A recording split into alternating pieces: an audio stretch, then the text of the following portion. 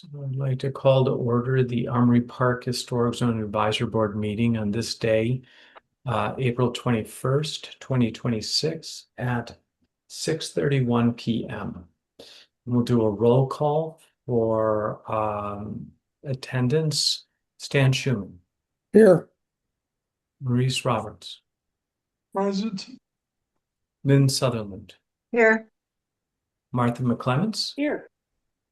Jan Mulder contacted me and said she won't be able to attend this meeting. Matt Smith. Here. And John Burr. Here. And Steve Brady here, so we have a quorum.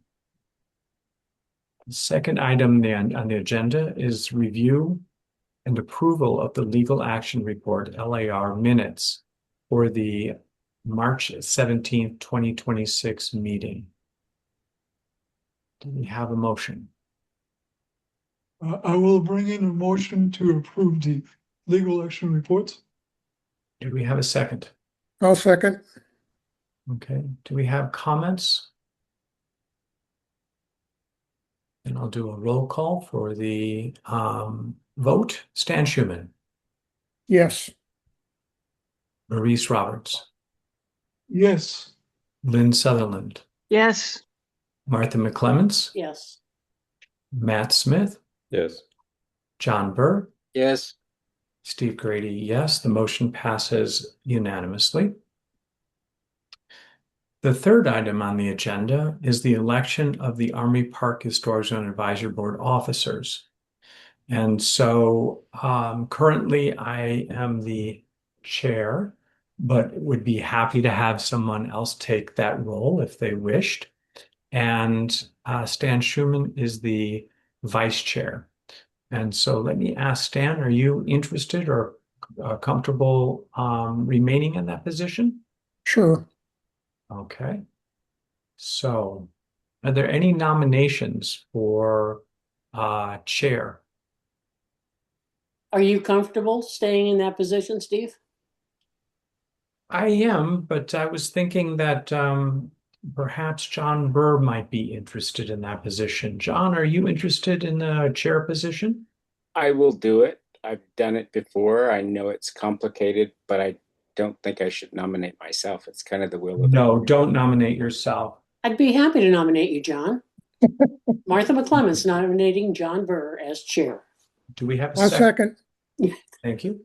So to add a little discussion to that, one of the challenges for me, especially since I'm not yet retired, is that it is difficult for me to do a lot of interaction with the neighbors, and to be a point of contact or do minor reviews. And so I would love to have John, if John is interested and is elected, to take over that chair role. So. There's one other officer position that we couldn't fill last year, which is secretary, and it's not as important because they're doing such a great job with the LARs now. But if on complicated things, if the board chooses to have minutes, it could be helpful, and it could also be another contact person if two of us are missing. So anyone interested in that thankless job? I would be willing to serve in that thankless job because the city of Tucson does such a fantastic job with this and with the recordings, but I would be happy to gather minutes for those complicated discussions. I will nominate. Okay, second. Okay. So and I nominate Stan for vice chair. So moved. That would be the second from Martha McClemens. So let's run this election one at a time. John Burr for president, and I'll do a roll call. Stan Schuman. Aye. Maurice Roberts. Yes. Lynn Sutherland. Aye. Martha McClemens. Yes. Matt Smith. Yes. John Burr. Am I supposed to vote? If so, I think so. Go ahead and vote. If you Yes. said no, then I think we would have to have a question. And Steve Grady, aye. So the motion passes unanimously. The second position is Stan Schuman for vice chair. And I'll do a roll call. Maurice Roberts, Yes. Lynn Sutherland, Aye. Martha McClemens, Absolutely. Matt Smith, Yes. John Burr, Yes. Steve Grady, aye. Stan Schuman. Aye. If you said no, we would have to be worried. Okay, that election passes unanimously. And the third role as myself, Steve Grady, as secretary position when needed. And I'll do a roll call. Stan Schuman, Aye. Maurice Roberts, Yes. Lynn Sutherland, Aye. Martha McClemens, Yes. Matt Smith, Yes. John Burr, Yes. and Steve Grady, aye. So the elections have been made. Thank you all. And thank you, John. So what I would like to do is to chair this last meeting. And then perhaps, John, we can have you take over at the next meeting. Fine by me. You do a great job. Thank you. So the next item on the agenda is call to the audience. That would be public comment of any of the items on this agenda, other than matters relevant to the advisory board, can be made. And so, Desiree, were any comments received? I have not received any comments for this meeting. Okay. Are there other items in the call to the audience? Okay.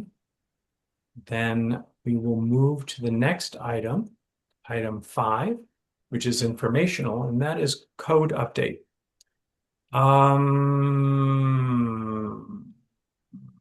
Yes, I can Yes, give a little bit of Desiree, please background. help. Okay. Yes. So the department, Planning and Development Services Department, is undergoing a code cleanup or code update, mostly prompted by the sign code and a sunset date of that code. But this happens every couple of years to kind of clean up. So this is not a comprehensive deep dive into a code update, but it's more of a code cleanup. But my colleague Carver Struve is here. He's in our long range planning team and he's heading up this effort. And so he will be presenting to you today. So I'm going to hand it over to him. Desiree, I have a couple of slides to present on this process. So give me one moment. And are people able to see my screen? Not yet. Wonderful. Thank you. Okay, we are here to just go over Wait, the. actually, Time sorry, out. Carver. I don't see it. see your screen. We see you. There we go. Wonderful. How about now? Yes. Yeah. Yes. Very good. Okay, so we're here to talk about the code cleanup process, as we're calling it right now, which is a process to kind of address some issues within the city codes that we've identified over time that we really want to take care of to improve the usability of the codes. This process was initiated by Mayor and Council on December 16th, 2025. At that point, we provided Mayor and Council with some information on what we're looking to do, and they essentially gave their blessing and said, go ahead and please do that. The goal here is to really modernize our development codes to make them clearer, more consistent, and easier to use.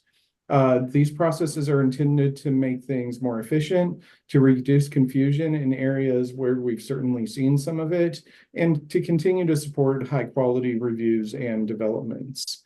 Earlier on in the process, we conducted a community survey where stakeholders citywide were invited to complete information on what to include in the package.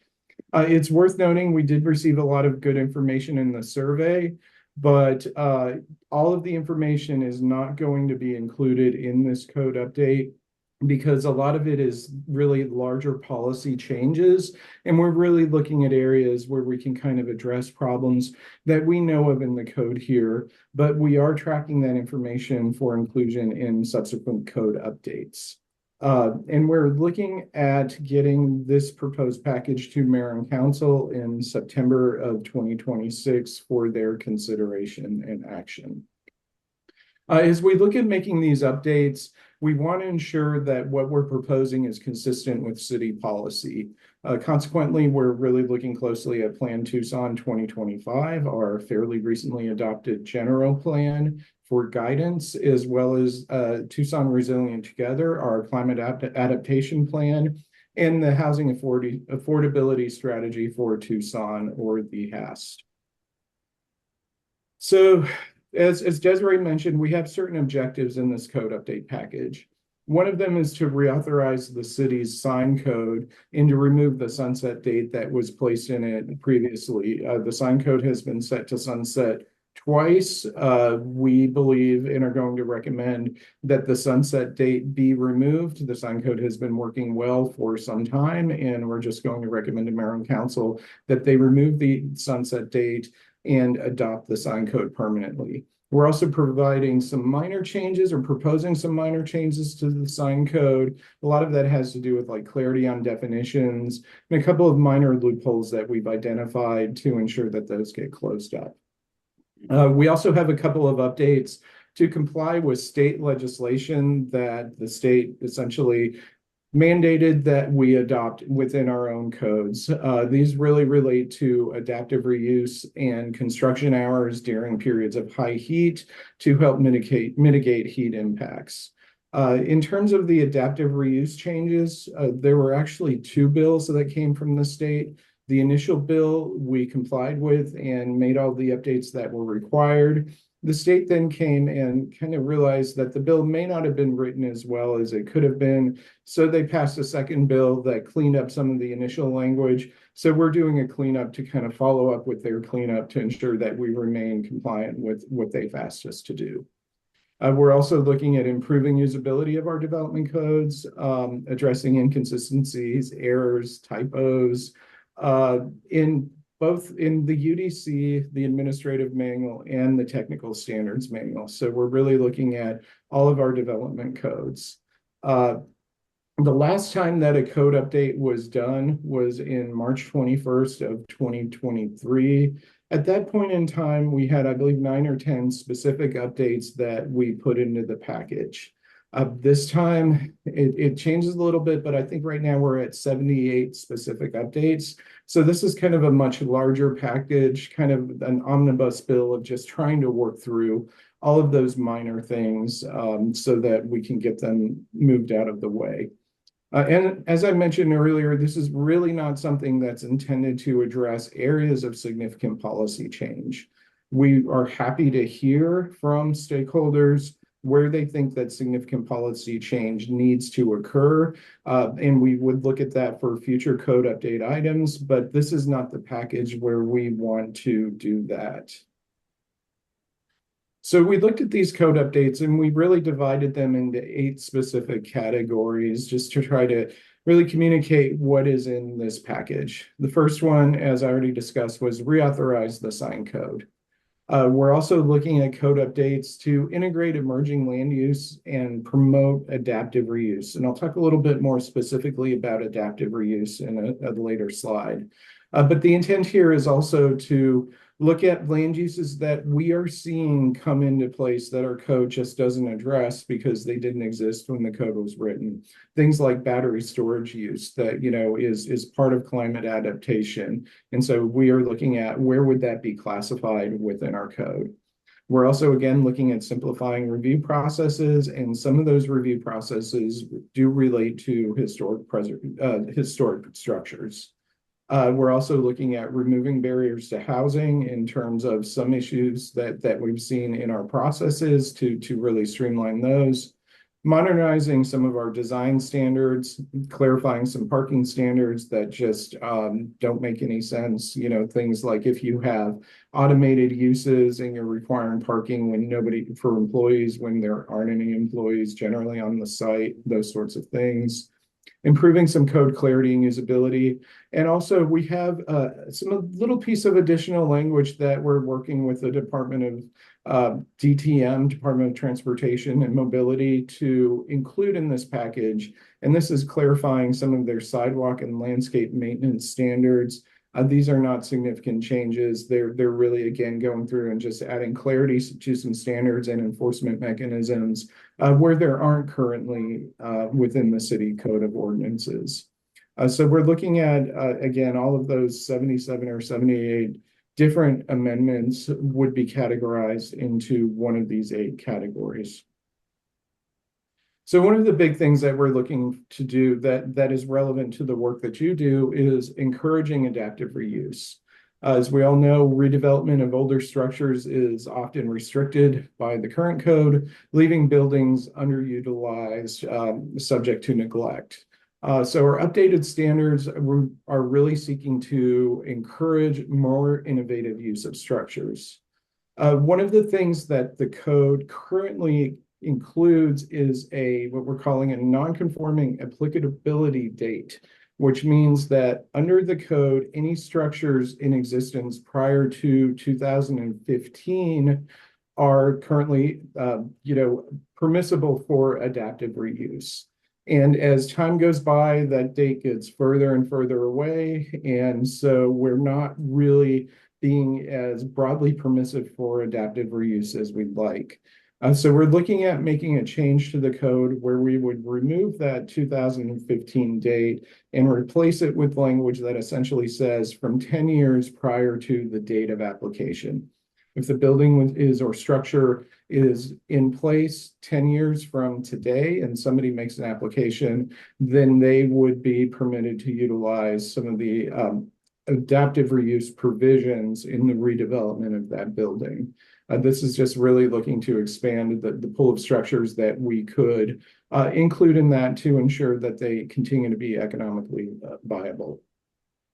We are also looking at proposing permitting substitution of non-conforming uses from a different land use class within the same zoning district. So this would not allow a use that is not permitted within that zoning district. It would just be from a different land use class. So if you had like a civic use and a commercial use within the same zoning district, and the commercial use is looking to be substituted to the civic use. Under our current code, you wouldn't be allowed to do that. But we're looking at really removing that prohibition again, so that you would have more flexibility in how you could use a non-conforming structure or adaptively reuse that structure.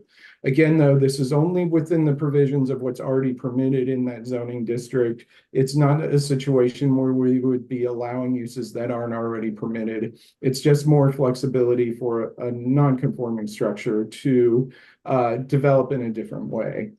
We're also looking at allowing food service and restaurants for adaptive reuse, allowing alleys to be used for maneuvering for commercial uses in existing structures, simplifying parking standards for existing structures that can often be a challenge, and permitting cultural uses more broadly. So this might be something like prior to their fire, where the Ignite Sign Museum was looking to actually expand some of their uses as a cultural use. This would make that more flexible so that they would be able to do something in that type of case. So there are also some updates related to historic preservation. One of the things is that there's sort of what I call an artifact in the code that states from years and years ago that the Historic Preservation Office was located within the city's Department of Housing and Community Development. So at the time that the code was updated, that was the case. However, we want to move that over to Planning and Development Services based on actual conditions today. So we're looking at just striking that section of the code and updating it with information to reflect the actual arrangement of the office within the city structure. We're also proposing some minor historic changes to the minor historic review process. including removing the outdated cost threshold for minor historic reviews. I think it's a $1,500 or so threshold that would need to be met to trigger that. And so we're looking at removing that provision. And then also allowing virtual and electronic reviews for minor historic reviews, which is consistent with current practice, how they're already being conducted. However, we do want to keep the option open for site visits if either staff or applicants or other interested parties believe that is necessary. So it's really just to provide a bit more flexibility depending on individual situations. We're also looking at adding a notification requirement for demolition of existing structures. So this would require a physical sign to be posted 15 days prior to demolition of any building within the city.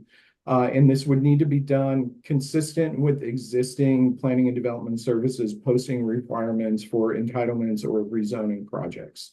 So we already have posting standards within the code, and we would simply require that property owners follow those existing posting standards to notify neighbors or other interested parties of a proposed or of a permitted demolition of a structure. So there would be 15 days for the neighborhood to be aware of what was going to take place.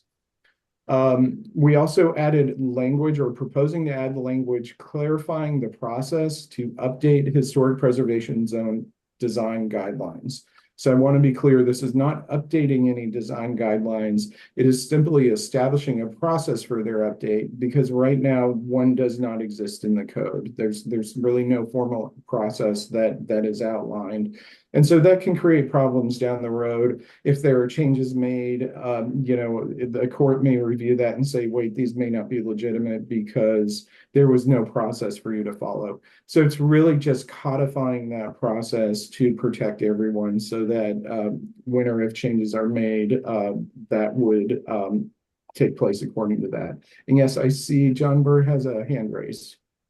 Yeah, I mean, there's been a basic process that's been used for the last 15, 18 years. Even if it's not codified, can you give a brief outline of how the process may be refined or changed? So for instance, an advisory board would come up with a draft set of design guidelines and then take it to the historical commission, usually the plans review subcommittee, who would make a recommendation to the planning director, who would make a recommendation to the city manager, and they would be included for posting, but still not alter TSM or UDC. Is that the process? I can chime in here if you would like, Carver. Yes. That is basically the process that we will be proposing. Is the one that's, again, yeah, like you said, it's been used, it's just not formalized, because right now the only language that's in the code about this design guidelines being adopted is the piece when they're the initial design guidelines, and they're approved by mayor and council, right? And so we don't want that to be the default, because that's a much bigger process. So city manager approval is better. So that's what we're trying to codify. Great, good to hear. I've got some other questions, but let's get to the presentation. Okay, sounds good. Thanks. Certainly. So what we're going to do in terms of our process for all of these code updates is that we are going to be setting some community meetings for early June, really likely the first weekends in June. We will be setting a virtual meeting and also an in-person meeting where we will go through the entire package and what's being proposed. So not just the kind of historic related ones, and allow members of the community to ask questions and provide feedback. Also, we will have additional information posted to the city's website. We're still pulling all of this data together. It's just a lot of details. So that people will be able to access, essentially, we're developing a booklet of all of these code changes that will provide context on each of the proposed code changes and then the actual kind of proposed language changes. And so the intent here is to, provide feedback or provide details at different levels of what is being proposed so that people can provide feedback based on their level of interest in some of the topics. And so stay tuned for that information. It will be forthcoming. This is our tentative timeline for how we want to work through the remaining pieces of this code update package.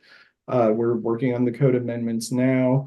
Then we're looking at holding some community engagement in June, finalizing the code amendments within June, going to the Planning Commission for the study session in July. If the Planning Commission is comfortable with what we're proposing, we will come back in August for the formal public hearing on the proposed amendments and get the materials then to Mayor and Council for consideration in September.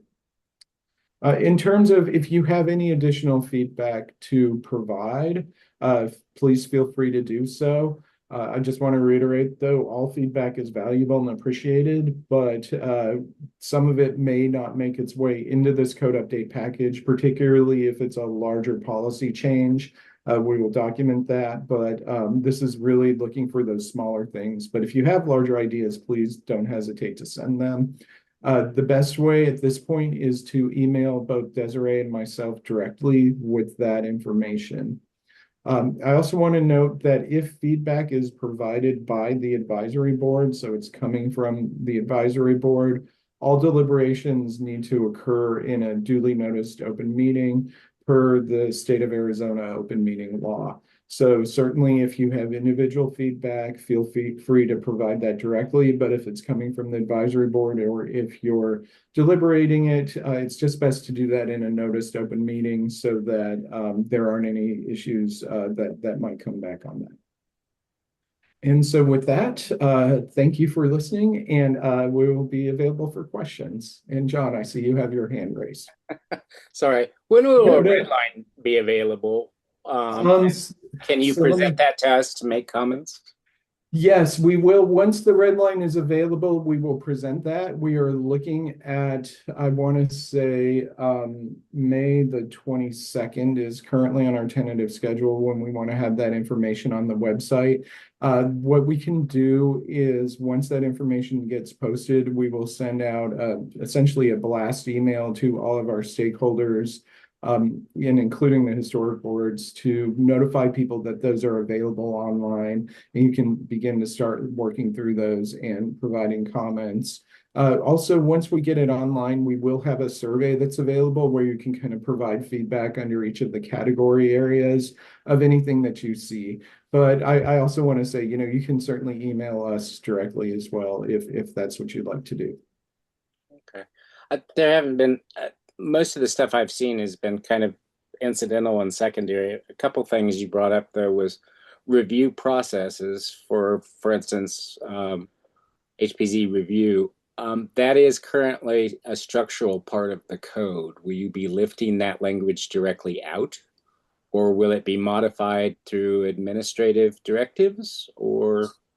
So any changes would need to occur through mayor and council. So it would be through the ordinance process.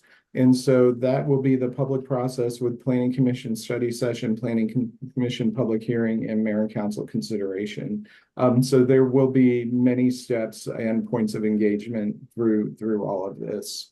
And in terms of our process changes, we don't believe that they're substantive in terms of what we're doing, but certainly if you feel that way and you have concerns as we get the red lines out there, please let us know. So we should probably schedule a May-June update. I think that would probably be best. I would say June. And the other thing is to be on the lookout for the public meetings as they get announced. And certainly feel free to participate in those meetings as well as we talk about the broader thing. But I think that realistically, June would be where we'd have more information to provide you on updates. Okay. Do you have a telephone that's available? I do. You only do email.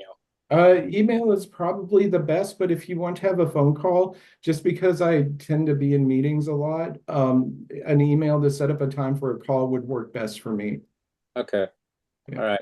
Yeah, I've got a few like all of the avenues or alleys in Armory Park, for instance, are named avenues, but Mhm. they're half the width of public right of way, and it's always been the fire department. So I'm not sure if the egress could create complications or for you. And streetscape and landscape has always been covered by Chapter 25 through Mhm. ATM. So will that be an additional code change, or will it just be within the UDC currently? For the DTM, that will be specifically in, I think it's chapter 25 or 23. I'd have to double check my citation, but it would be within the Code of Ordinances just for that one DTM change. And we will have somebody at the public meetings in June from DTM available to speak to those as well. Okay. All right. Thank you. Thank you. Any other questions? Dan Schumann has his hand up. Yes, Dan. Yeah, I think this is probably directed more to Desiree. I would like Desiree to make sure that you personally announce when we are able to receive this information to each member of the advisory board here, so that we're aware that it's out, rather than allowing, expecting me to watch the emails or whatever is being sent out. It would be helpful, Desiree, if you could just keep us informed Yes, when absolutely. this is coming out and what's available for us to review. I would appreciate that. Yeah, it's the Yes. devil in the details. Every word counts when you do code updates. I've done so many of them. Mhm. Yes, Carver's been working closely with me, so Yeah. are Okay. keeping me in the loop, and we're working together on the historic pieces, and so I'll be able to send out information when we have it. And PRS and the Historical Commission will also have an option. They're the ones that have always done, for instance, sign code and stuff. And if the language isn't changing, they're probably fine to get rid of the sunset. But Yes. Yeah, we great. presented this to them a couple months ago, just like this kind of overview. And once the red lines are available, we'll be taking it back to the commission. Thank you. Yeah. So I'm particularly interested in the process piece. Mhm. Do you see any proposed changes to the historic review process itself and the reviewing bodies? At this point, we're not proposing any changes to that.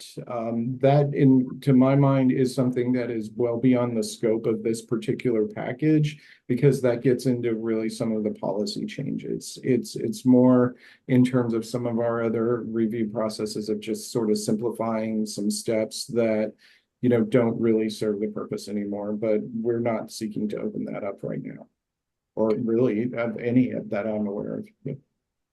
Thank you. Mhm. Any other questions or comments? One last quickie. I know it's current policy for the HPO to be within PDSD, and it's been that way since about 2017 when Nicole, you and Gabby left.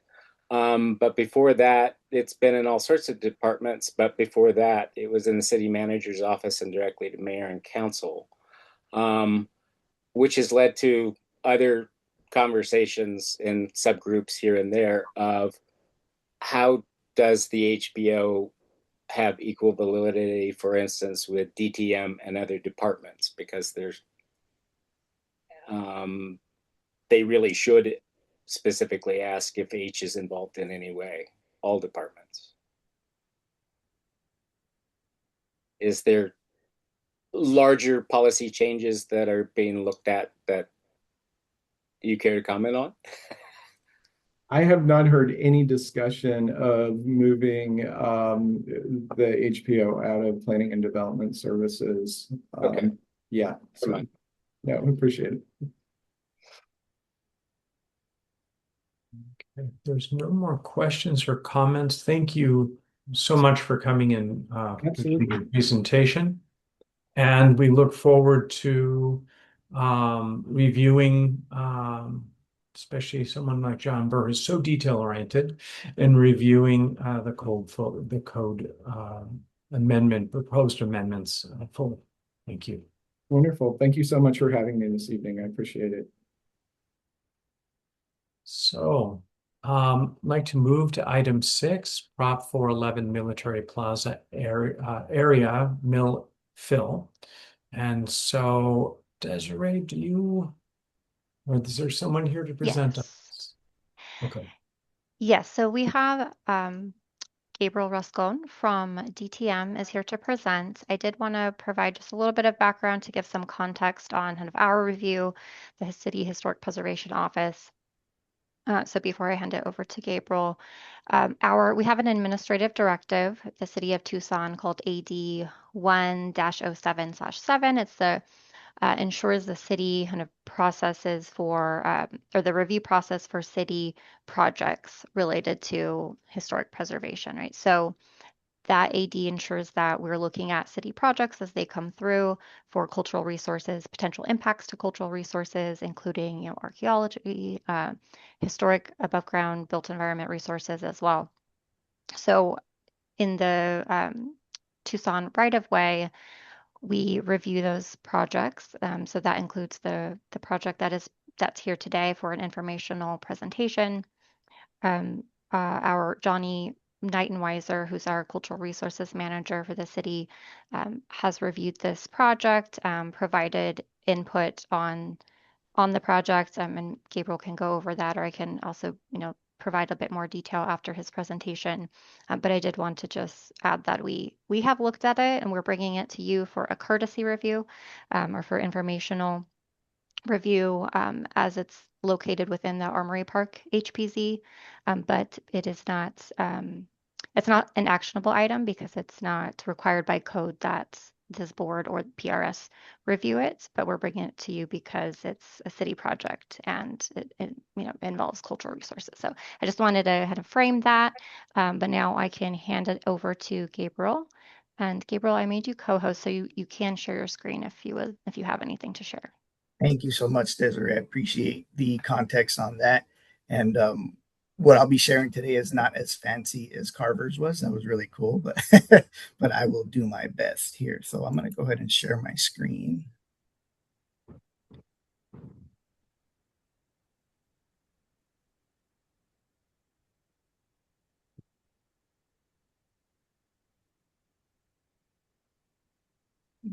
Apologies, bear with me here.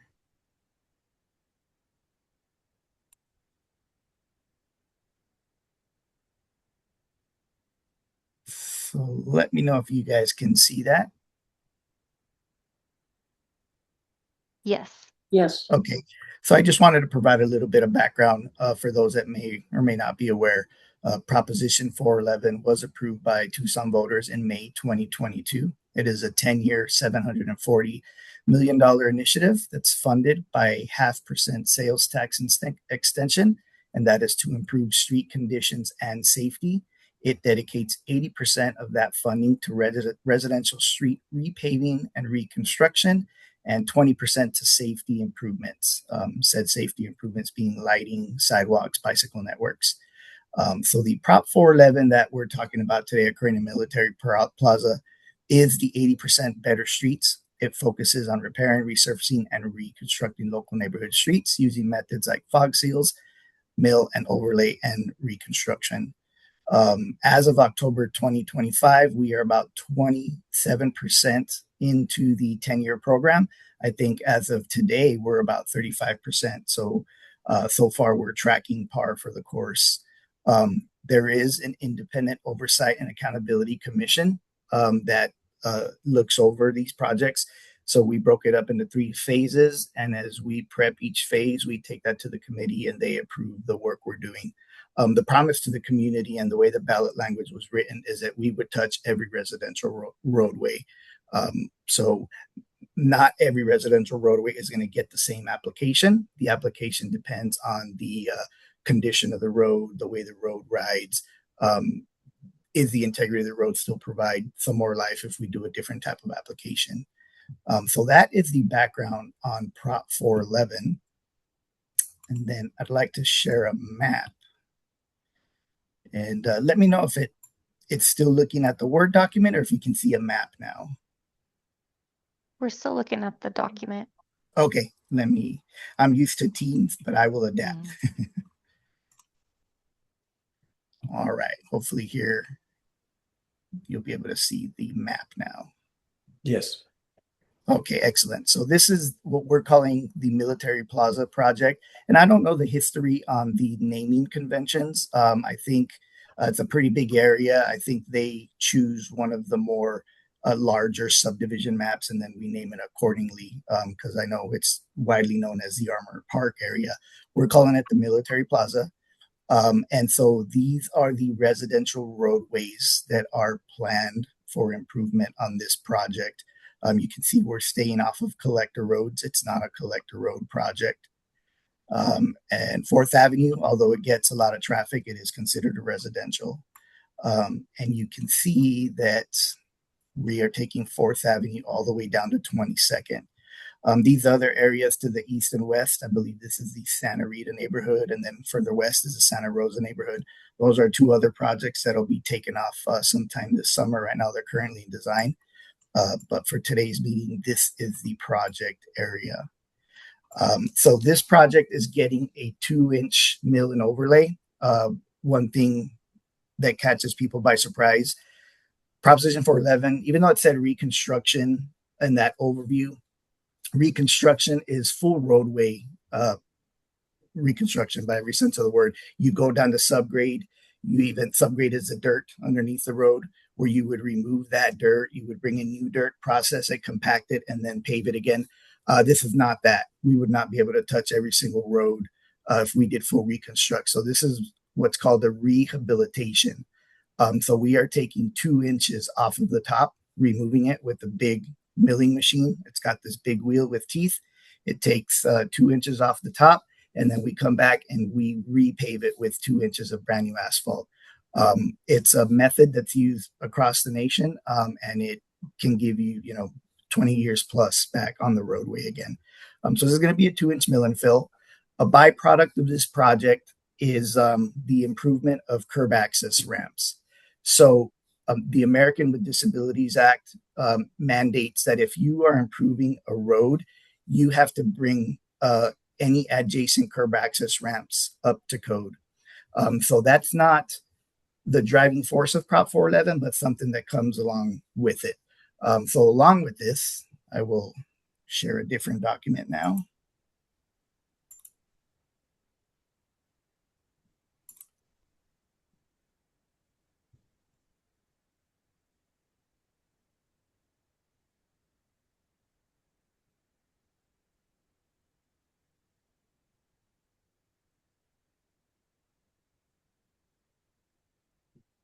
All right. So along with this comes the improvements of these little black diamonds indicate all the curb access ramps that are considered adjacent to the roadway improvement. So the darker shade is the 2-inch mill and overlay that's going to occur. And these are all the curb access ramps that are planned for improvement. The bulk of them are north of 16th.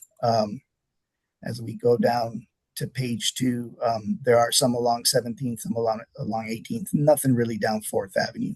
Now, that's not to say that when these other 2 projects that I mentioned near 22nd, those will have their share of curb access ramps. But for the Military Plaza, this is kind of the plans for curb access ramp improvements. So on the curb access ramps improvements, part of the process with the Historic Preservation Office was the acknowledgement and the preservation of historic stamping. We are very sensitive to that, and the process that we've established is a 3-step process. So if we can build the ramp without disturbing any historic stamping, that's what we do.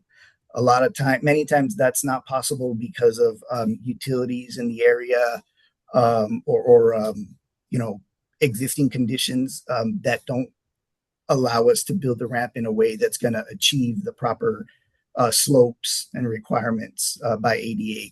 So if we can't leave it in place without disturbing it, We then will cut out the historic stamp. We will salvage it.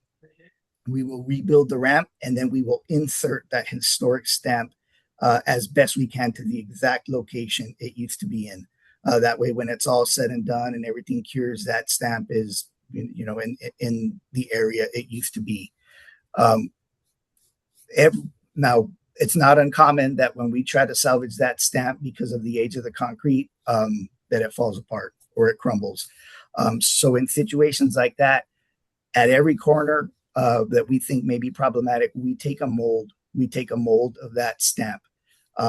So if and when we try to salvage it and it doesn't work, we will pour the curb access ramp back in place, and then we take that mold of the original stamp and we insert it into the wet concrete where it used to be. So that is our 3-step methodology in terms of preserving the historic canvas of these curb access ramps throughout this project. Another pretty important topic of discussion is tree trimming. Not so much for curb access ramps, but in order to get milling and paving equipment through the neighborhood safely, to not damage the equipment and not damage the trees, we've got to conduct tree trimming. This is subcontracted by the prime contractor. It's a licensed landscape company doing work under an arborist under their direction. And typically we will trim 12 feet above the roadway. That usually provides enough clearance. Now, what we've learned very quickly is many residents like to do their own tree trimming. That's not a requirement. The city will come do it at our cost, but we give people a heads up of when that tree trimming will occur. So if they choose to have that done on their own, they can. So this neighborhood of very, very vegetated, trees are growing in different directions, sometimes into the roadway. So our arborist, David Marhefka, has evaluated the area, and we have very, very carefully selected trees that we will work around. I don't want to say that we'll do everything we can. We've selected trees that we don't want to disturb. We're going to do our best to pave around them. We've selected some trees that we have determined do have to come out. That determination was based on the condition of the tree. It's either A, not alive anymore, or B, already posing a huge liability and hazard to the area. And that means you've got like a trunk growing, several feet into the roadway where it could be a hazard for bicyclists or passing vehicles. And then everything else will be, we have determined that it's not problematic. We can trim them accordingly with no detriment to the tree or to our operations. So that is the tree trimming component. And I would say that is a general overview of our project. I'm happy to elaborate on any questions, comments, or concerns of this process. Maybe scheduling, I can touch on scheduling. The project did start March 23rd. The way that these projects move along is concrete work gets done first. So very, very heavy on all concrete work. The reason for that is you have to eat into the roadway in order to properly construct that ramp. The curb that you see above grade actually goes below grade, 10 or 12 more inches.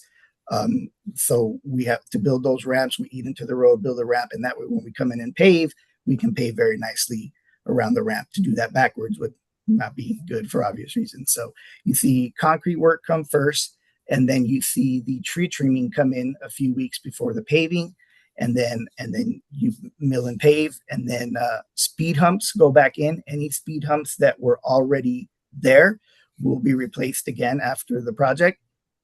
One thing we've noticed is in a lot of areas, speed humps do have specifications. They are supposed to be 3.5 inches maximum height. We have found a lot of these speed humps are not to code. They actually exceed that. So when we come in and build them, we get a lot of concerns that, hey, you built it too small, you did it wrong. But it's actually that it was built improperly to begin with. So very interesting that we've been seeing that. So all speed humps will go back in. And then striping. Downtown area is very busy. So you've got the inconvenience and the headache of the milling and the paving, but then we've got to come back and we've got to restripe. We've got a ton of curbside parking, a ton of 45-degree parking by the schools, a lot of edge striping. And there are plans on 4th Avenue, south of Broadway, down to 22nd to do bicycle and pedestrian improvements.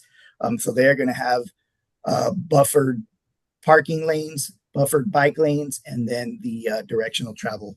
And buffered means it's just got like a safe zone in between each of those. So you've got curbside parking, and then like a 1.5 to 2 foot safe zone, a bike lane, a 1.5 to 2 foot safe zone, and then your travel lane. So there'll be some improvements on 4th Avenue that everybody will be seeing.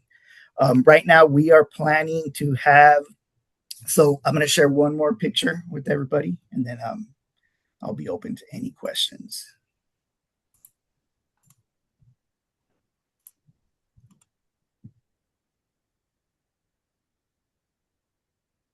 So it's a very, very busy project. So because of that, we have broken it up into phases. So the green roads is what we're focusing, we're calling phase 1. We're doing concrete work right now up to about early May, and then we will do mill and pave on those roads. There's going to be a little bit of overlap in early May when we'll start doing concrete work on the yellow roads, and then that paving will start about early July. And really the reason for the phasing is the summertime. We just see a lot of decrease in traffic around the school, less activity going on. So that is the reason for the phasing. But all in all, this project is looking to be complete about October of 2026. So it's a 180 day project. So with that said, I'm happy to answer any questions. Stephen. Yes, so there were two things that we had talked about early on, keeping the head wall portion of the ramps down to a minimum. I noticed that on the southwest corner of 16th Street and South 4th Avenue, that one went in there. My guess that there was a grade change. Is that still the policy, is to keep the that portion of the detail to a minimum, because that was not historically utilized in this neighborhood? Yes, sir. So we ran that across our team. So the purpose of that backstop, for the benefit of everyone, is to keep any terrain or soil behind the ramp from rolling into the wheelchair area. Also to prevent vehicles from wanting to drive over it. A lot of times these ramps are located near a driveway and stuff, so that backstop kind of helps with that. But to answer your question, we have no problem. We are keeping backstops to a minimum. As a matter of fact, we said we're not putting them in unless there's a reason that we just have to, and that might have been the one that you saw. I did want to add, there's a new neighborhood, Del Sol, in this area. That area is newly developed. A lot of those ramps already have the backstop. We are trying to match the development, and those are going to get a backstop curb. Which is totally appropriate because that's outside of the historic district. And then another question, do you have a profile, a section cut of what 4th Avenue might look like? As far as the roadway depth? Not the roadway. You had talked about how the bicycle and so I imagine that there's a standard section that we can kind of take a look at, or a detail that we could take a look at that would help us understand what we might be looking at on 4th Avenue. Yep. Let me see if I have something I can share with you right now. Let's see here.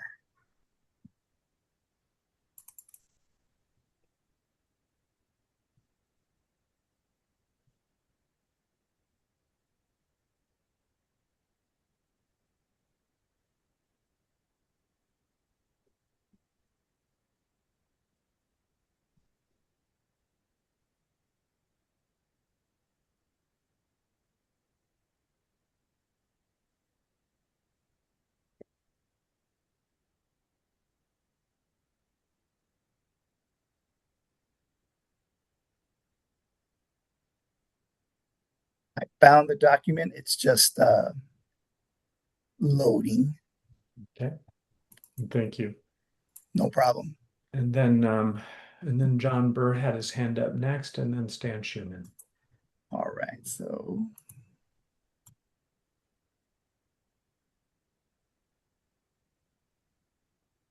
here is the typical cross section that you'll see.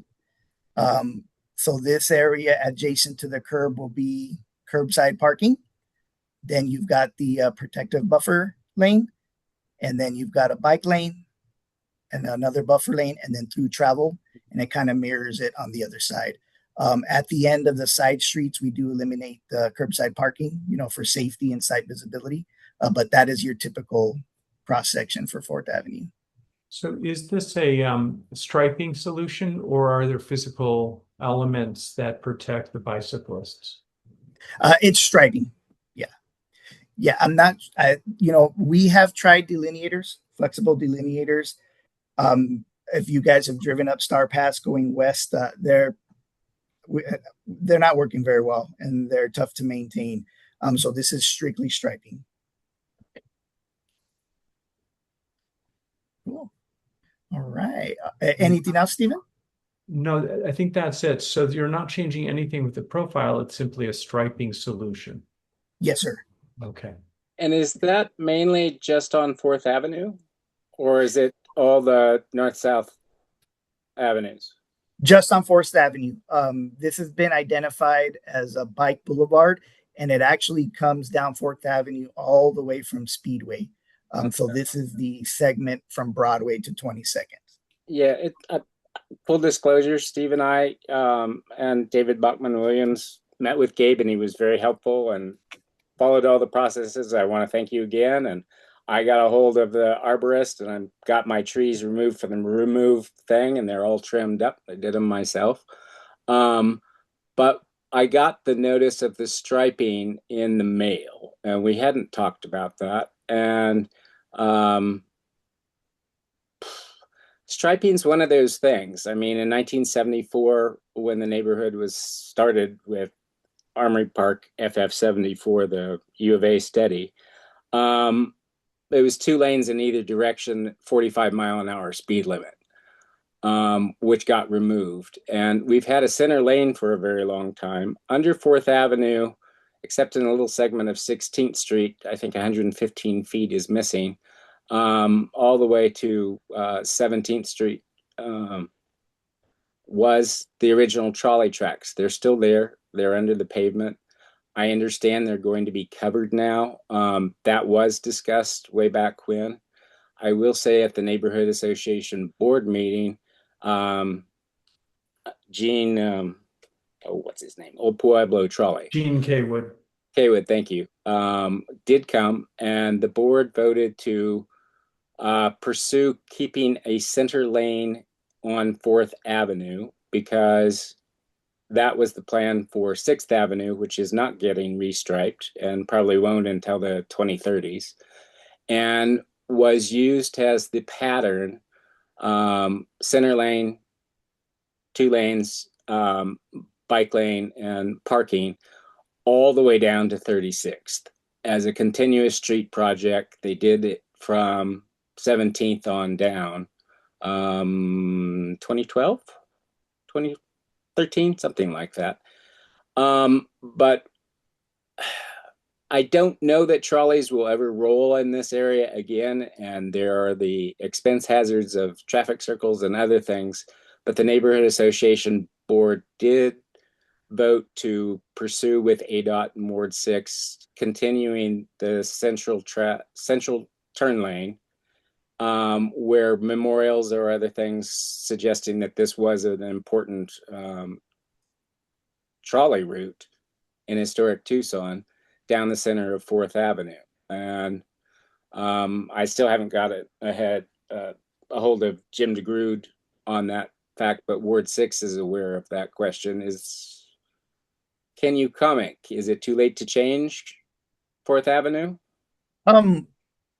So our planning division is the group that is pushing this effort. And I believe the notification that you just received that we hadn't discussed yet because I hadn't been brought in the loop, that is part of their process. So I imagine if that review comes back and there's a consensus uh, against it, then supporting it, then we may not go through with it. I think for me, not to deflect, but because I'm executing the project, if this passes, we're going to execute the striping since we're there, right? We can maximize dollars by doing it while we're there. Okay. In lieu of striping it one way and then changing our mind and going out there and scarring up the asphalt. So kind of like the time is now. So they're trying to pepper that in there. And if it passes, great. With regards to the trolley tracks, yeah, I have heard about the interest of reusing them. I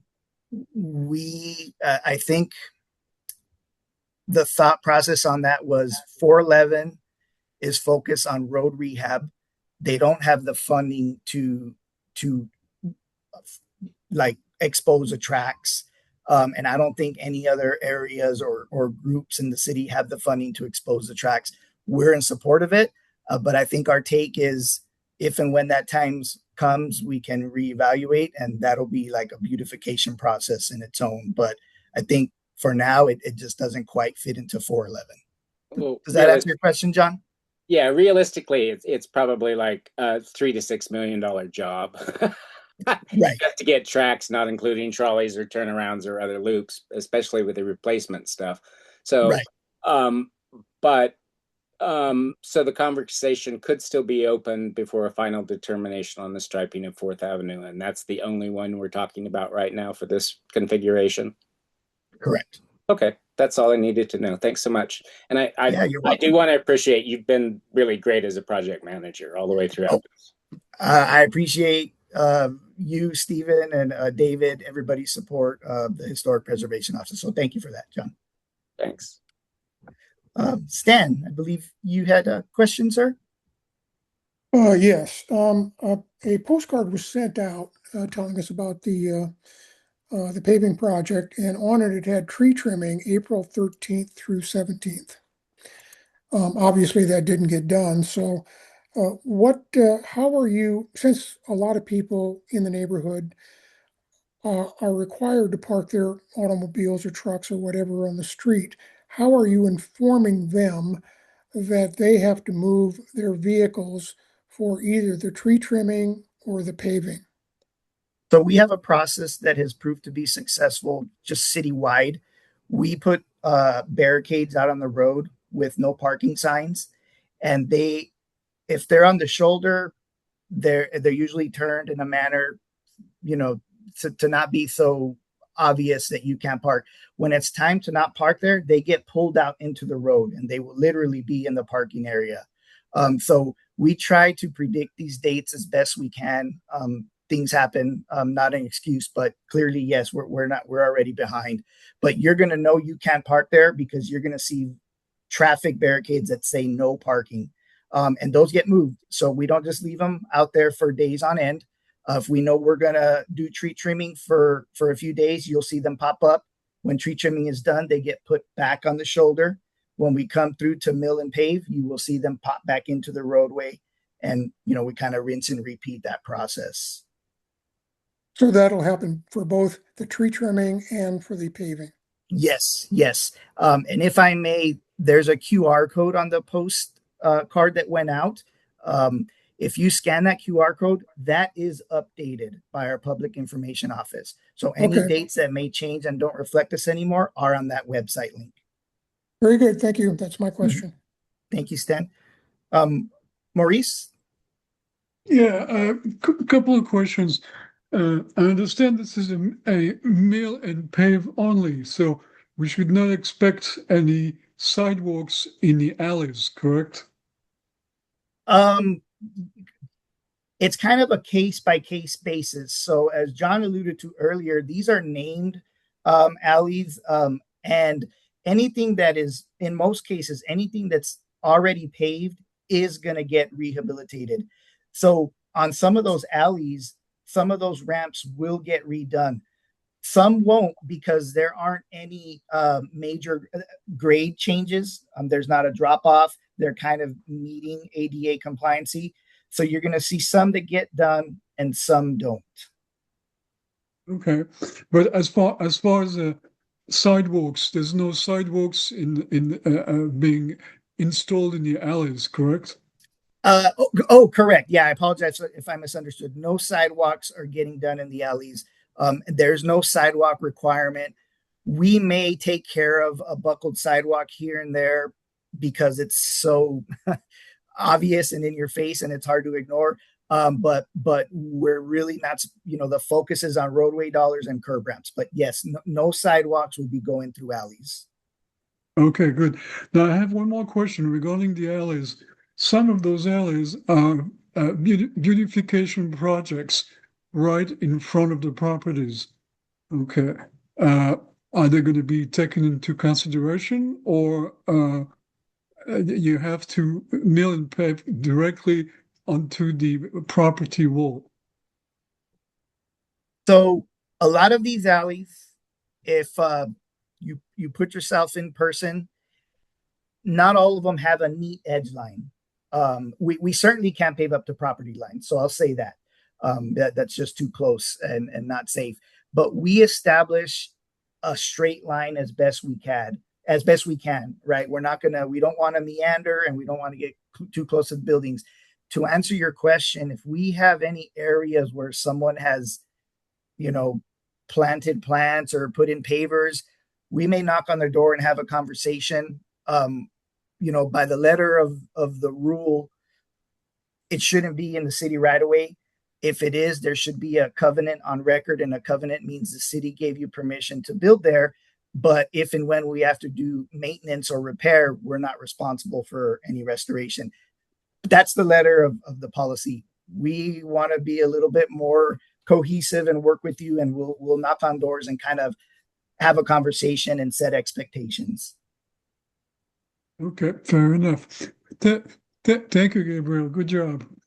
Yeah, no problem. Thank you. Gabriel, I have a question. It's just specific to my house, but I might as well. There may be one or two other situations. I have an Adobe, and there has always been, or traditionally been, about a foot or 1.5 foot space between the edge of the Adobe and the minor avenue, Herbert in this case. And so in all cases where there's Adobe, paving up against the Adobe is a terrible idea because that traps moisture and can deteriorate the structure. So leaving that open space in between becomes very important, but it is historically there. So I don't think that's going to be a problem. Yeah, I don't think that's going to be a problem either. And in agreement with you, we've had other areas, other neighborhoods where many residents filled that native ground with a paver or concrete, and we're not getting water percolating properly, right? It's caused a lot of drainage issues. So yeah, any buffer space with native ground, we're not going to go out of our way to pave it. As mentioned, we're just going to establish that straight line from one street to the other, going down the alley, and just maintain that. Mm-hmm. Thank you. Just a little follow up on the alleys. They're typically 26 feet right of way between property lines, but they're generally paved between 18 and 20. So 18 and 20, from center line, if you can do 2 8-foot lanes in that minor avenues, you'll have a lot less headaches with all residents because of the plantings and other things. And there's not any pavement beyond that. Yeah, and that's the indicator right there, John. Whatever is paved now, more than likely is what's going to get repaved.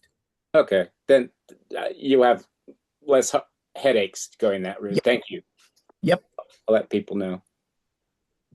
Hi, Martha. Hey, I'm wondering about, excuse me, is this a similar thing that happened over in the Broadmoor area? The 2-inch mill and fill, whatever it is? Yes, that would be correct. Same thing. All right, because I really like that street site.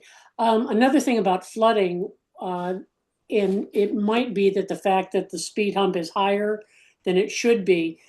But on 16th Street in the 300 block where my house is, the speed hump has caused, when we do get rain, we get a large amount back up and flooding area. And when the first project was first presented, and I mentioned it, the person said they could probably do a cut in the middle.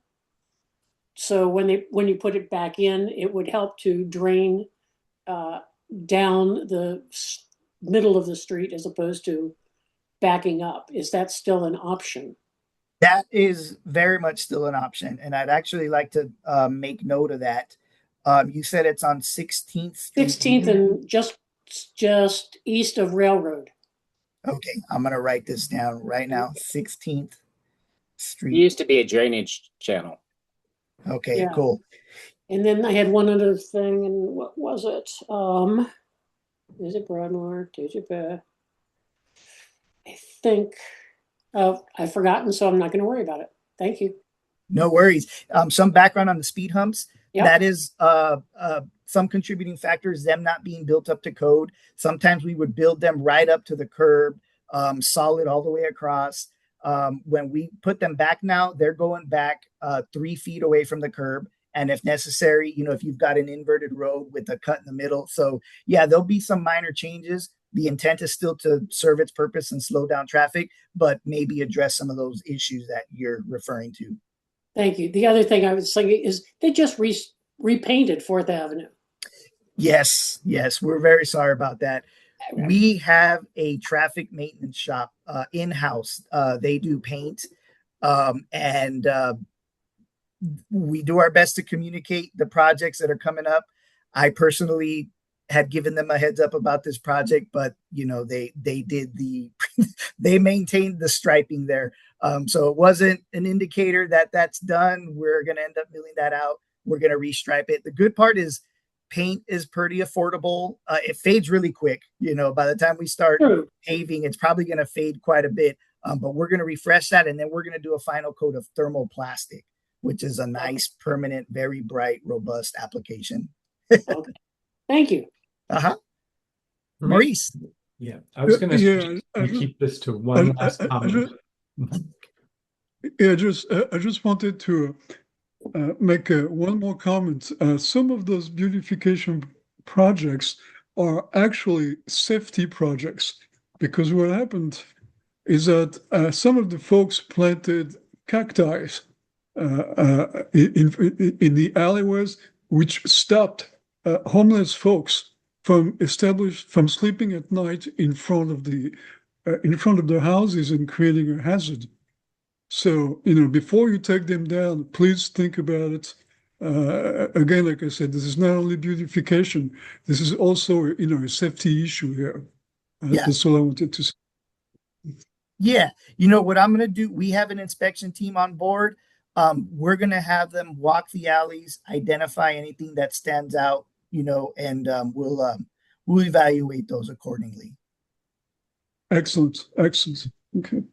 Gabriel, thank you so much. I see that we're running late. We have a historic review case, and they have been very patient.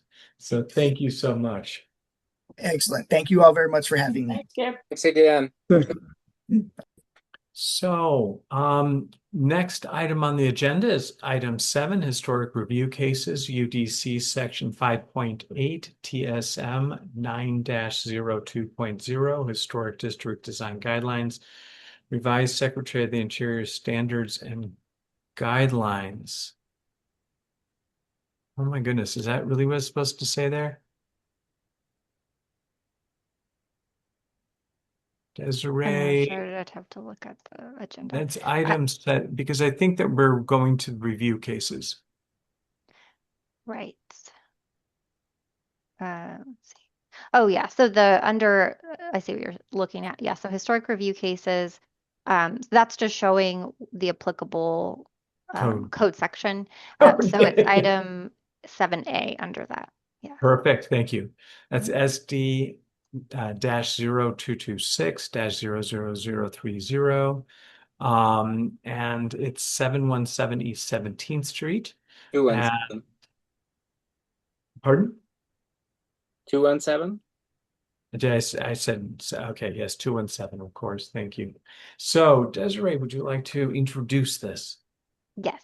So this item was continued from your last meeting on March 17th. The proposed project consists of a new 405 square foot accessory dwelling unit in the rear yard, as well as proposed demolition of a portion of the rear, which was a non-original rear addition porch infill.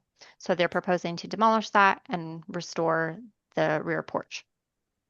And then at their last meeting, they presented a new fence, but they've since indicated they will be taking the fence out of the current proposal.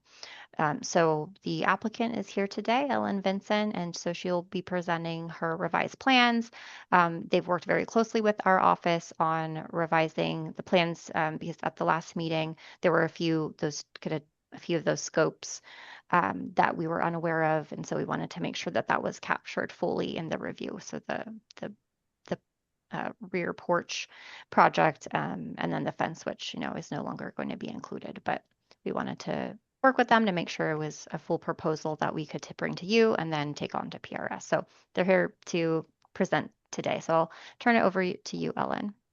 Thank you, Desiree, for that introduction, and also thank you for meeting with us about the proposal.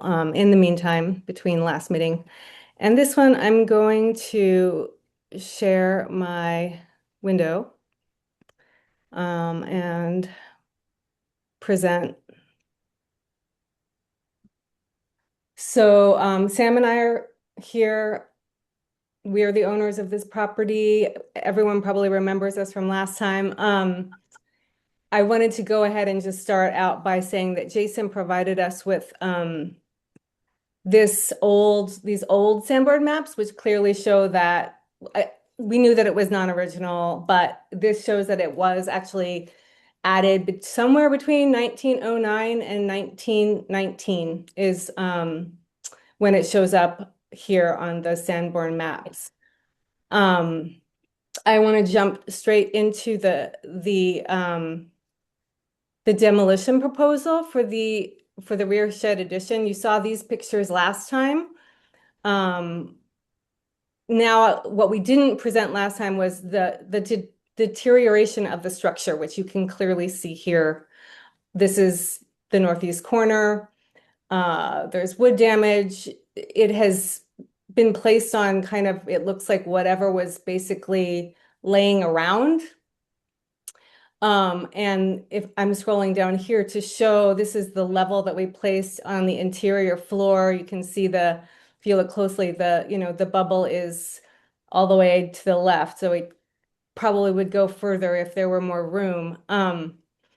And clearly indicates the floor is sinking and sloping towards the north. So this is a very unstable addition, regardless of it being old. And possibly because it's so old and was not constructed well at all. So we regrouped and really thought about what we wanted to do after the demolition, which is to restore a porch, an open porch that will match the front in dimensions for sure. The front has 2 posts. We would just be keeping it simple with one corner 6-inch by 6-inch round post. The existing brick would be preserved on both the north facing and the east facing walls. We would construct a door that would match the front door exactly. It would be the same height from the ground up to the floor of the porch, which is 18 inches. And it would be constructed of cement and then wood on top of cement, which is the same with the stairs. The header here, and we would do a stucco fascia here. The rest of the house, the elevation is it's stone, and I have images of that. The roof and eaves, we would just follow the exact, the existing roof and eave treatments and match them exactly there. So you can see here these are the headers of the front porch. And then if you look closely over here at what would be the rear porch, they just match exactly, except for I measured them, and the ones in the rear are 2 inches longer. This is a 13-inch from top to bottom, and this is only 11, but that's the only difference between them really. And we would just preserve those. We don't have to construct them. They already exist. And besides that proposal, the only difference was the fence. The fence, we took that off, and we're just really proposing to do the 6 feet corrugated metal fence. Let me try to just jump to what it looks like right now. These are the existing site conditions. So this over here is what it looks like right now between our property and 612 Herbert, which is to the north. They have a 2-foot setback here. We're proposing a 2-foot setback as well between the two properties. This would be a 6-foot corrugated metal fence there, and then extending south from the northeast corner of the property line, we would have a Mikey block clad and lime plaster wall that would extend 24 feet south to a gated entrance to the property. So this is just an example of what that would look like. This is from a previously constructed ADU that kind of matches what ours would look like. We included lots of other elevations if you're interested in seeing them, but I believe that I've presented the bulk of what we wanted to talk about today. We did notice some precedents in the neighborhood for, like, say, here's a rear porch with an ADU right behind it at 4045 South Fifth Avenue. I realize I realized after the fact that this one across the street from our house is a non-contributing, I think, property, but kind of matching the style. This has a front and a rear, front and a back porch. These are, I mean, both facing 17th Street, but you get the idea, kind of matching porches on both ends of the house. And it does restore the property to its original historic footprint by just removing that deteriorating addition completely and restoring the porch. So does anyone have any questions about that or comments?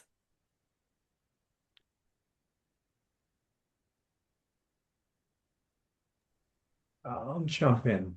So one of our questions last time had to do with the addition was built during the period of significance. And so when you have that, you have to take a look at its integrity as a feature, and the condition is different from integrity, but condition is also considered. So I just wanted to thank you for this proposal. And Stan Schuman just left. There he is. And I was gonna call on Stan. Stan? Yes. I had several questions. Have you physically measured the distance from your house to the property line at the north? Because I went over there, stepped it off, and it looked like I was getting 15 feet. Now, I didn't have a tape measure, but you're saying that there's 17 feet between the house and the property line? Between the existing addition and the north property line? Yes. I can look at the site plan. Well, it shows on the site plan you got 17 feet. I'm just saying, has anyone physically Yeah, measured that? we physically measured it, yes. Okay, because it looks incredibly tight, and there's a misconception on your drawings, especially if you look at the elevations, the east elevation. Can you take a look at that?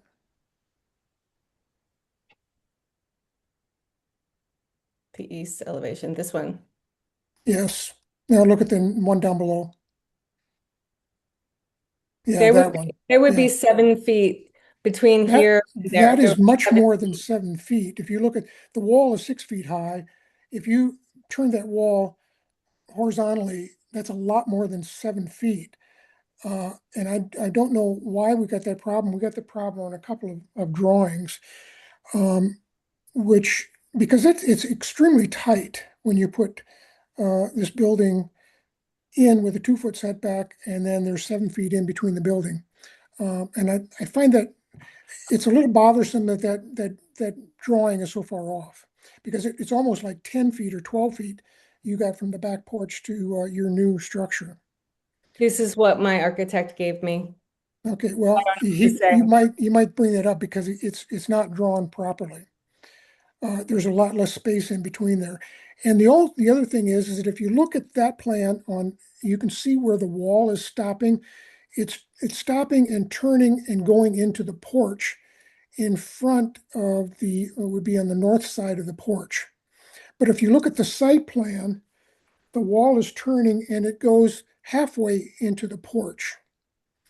And I'm not too sure what you want. Do you want some security? If that was the case, I would think that you'd want to bring that wall down to the edge of the house of the brick. So you'd prevent people from going onto your back porch.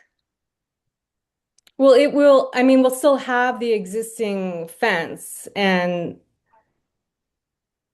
I mean, it's not going to be open. Well, you're saying that you're building a masonry wall Hmm. along the east property line. Hmm. Okay, look on the site plan, Okay, sorry, I'm trying to, yes, here it is. Yes. and if you can blow that up, I don't know if you can or not, but you'll see the wall shows it going into the side of the porch, about halfway on the porch, because when your door swings open, the door opening ends at the north side of the porch. So there's a conflict, and I'm not too sure which one you want. And I think we need to clarify what you're actually putting on that wall, because I think uh, two different ones. I think this one is probably, Yes, I don't this know. I mean, is you're going to 24. be able to step up on the porch, on your porch in the house if you leave it the way it is right now. Either way, I guess I'm saying, but you see what I'm saying? Well, there's going to be a walkway from this entrance this is the shaded area. No, I'm talking about where that masonry wall turns and goes west. Oh, it's not going to turn and go west. That It's it's just shown going as to turning be and going straight. west. I have never seen that before. That is not going to happen. It's just going to end at a gated entry. It's not going to turn in. I have not even noticed that before. I apologize yeah, that was not our intention at all. It's just going to end at a gated entry. It's not going to turn in like that. I see All what you're right. saying. Yeah, no, Okay. that's not a thing. All right. Yeah. The other question I have is that since you're saying that this addition, which is true by indicating by the Sanborn maps, this addition that's there now that's in poor condition was not part of the original structure. That it appears to be correct. You're removing it and you want to maintain the porch the way it was originally designed. Well, you can If see here there was the footprint is on there of a porch. And Right, I I'm saying you're think taking that porch close. back to the original Yes, design, yes. correct? The original footprint, yes. I mean, we can't Okay, know exactly what it looked like because there are no photographs of it, okay, but fair this is the enough. But footprint, I'm yes. saying, but what I'm saying is that uh, if they used two um, turned columns on the front porch, which they've done, because you can see it from the photograph, most likely that same column was used on the back porch. And it would be nice, rather than just a simple column, which you described, if you put a turned column back there to match the other ones, I think it would be appropriate from an existing original design. Hmm. It would reflect that original design, because I'm sure that original column was probably a turned column like that was on the front. Just to mention, I mean, I didn't think that that was the case just because the original header of the back porch is still on here and there's no indication that there's like segmented parts to it that, it doesn't look like a a post was there. But anyway, it's fine if you think that Well, there has to be a post at the corner at the to corner, support it. yes, but not the one that's near the Yeah, like So I can show you the west, picture. yeah. The picture, hold on. If you look at the inside of, let's see, can we show it? So this header has these notches here. Yeah, here it is. Okay, there's no, yeah, there's no indication here that there was a post. Well, there I has to be a think post at the that corner. I No, think at that the corner, yeah, but I'm saying in the middle. Like if you look here in the No, middle, there's no I'm indication saying, that there was I post agree, there. there would only be one post, and that post was probably most likely a turned post like on front. Right. I'm guessing, and it would make sense that that would be the situation of the original design. So Right. I'm suggesting that the one post that you're going to have at the corner be a turned column like that was used in the front, if you can find one or have someone make you one. Oh, you wanted to match that one, is what you're Well, saying? I'm saying if we're going back to the original design, which what you're telling us, Mhm. then I think that would be an appropriate solution Mm. to that one column that's going to be at the corner of the house. Oh, I hear you. Sorry, I thought you meant to put two posts in. But yeah. No, there Okay. would, Okay. chances are two posts Okay. would highly unlikely. Yeah. Okay. Yeah, we could try to locate one exactly like that. If you can, I think that would be Yeah. nice because it's a reflection of what was originally there. Mhm. Also, you said in your comments, when you talked about doing the back porch, you said wood on top of the cement back porch. I don't understand that. What are you doing? That's, wasn't Oh, it that would just, just be that there would be like that the frame of the bottom side of the porch would be a block and lime, like kind of stucco, and then we would put, you know, joists from the back of the house to that, and then lay a wooden, you know, tongue and groove on top of that. so you've got a tongue and groove wood flooring on the front porch? No, it's just somebody, it's just poured cement. The whole thing is just a big hunk of cement. I I don't, don't think that that's original. I don't know when that went in, but It's not. Yeah, that's not original Probably cement. 30s. Most people did repairs and replaced wood porches after Yeah. about 30 years because of weathering. So you're going to build a stem wall and then put a yes. pressure treated plate on top of that, and then put wood Floor. joists on top of that, and then cap the edge of the, what, probably 2x6, and then put wood flooring on top of that. Yep, exactly. Exactly. All right, it would be nice to have a detail of that so that we knew that, because it's not implied on the drawings right now. What happens with the electrical service, the panel and the meter that you're removing from the north side of the existing porch that's coming down? Where's that going? It's going to its original position, which was on the brick, On the brick on the east side or on the on the east side. north side? Yeah, on the east side. Are you keeping an overhead service or are you going underground? I would like to go underground. Well, it would be nice if you go underground. I'd like to, if you're going to say underground, let's put it underground. Yeah, Yeah. I would like, yes. I just didn't know, we're not in that phase where we would get that approved, but I wanted to go underground. Yeah, that's But my it preference. will be on the east side, but there's a Yes. window there.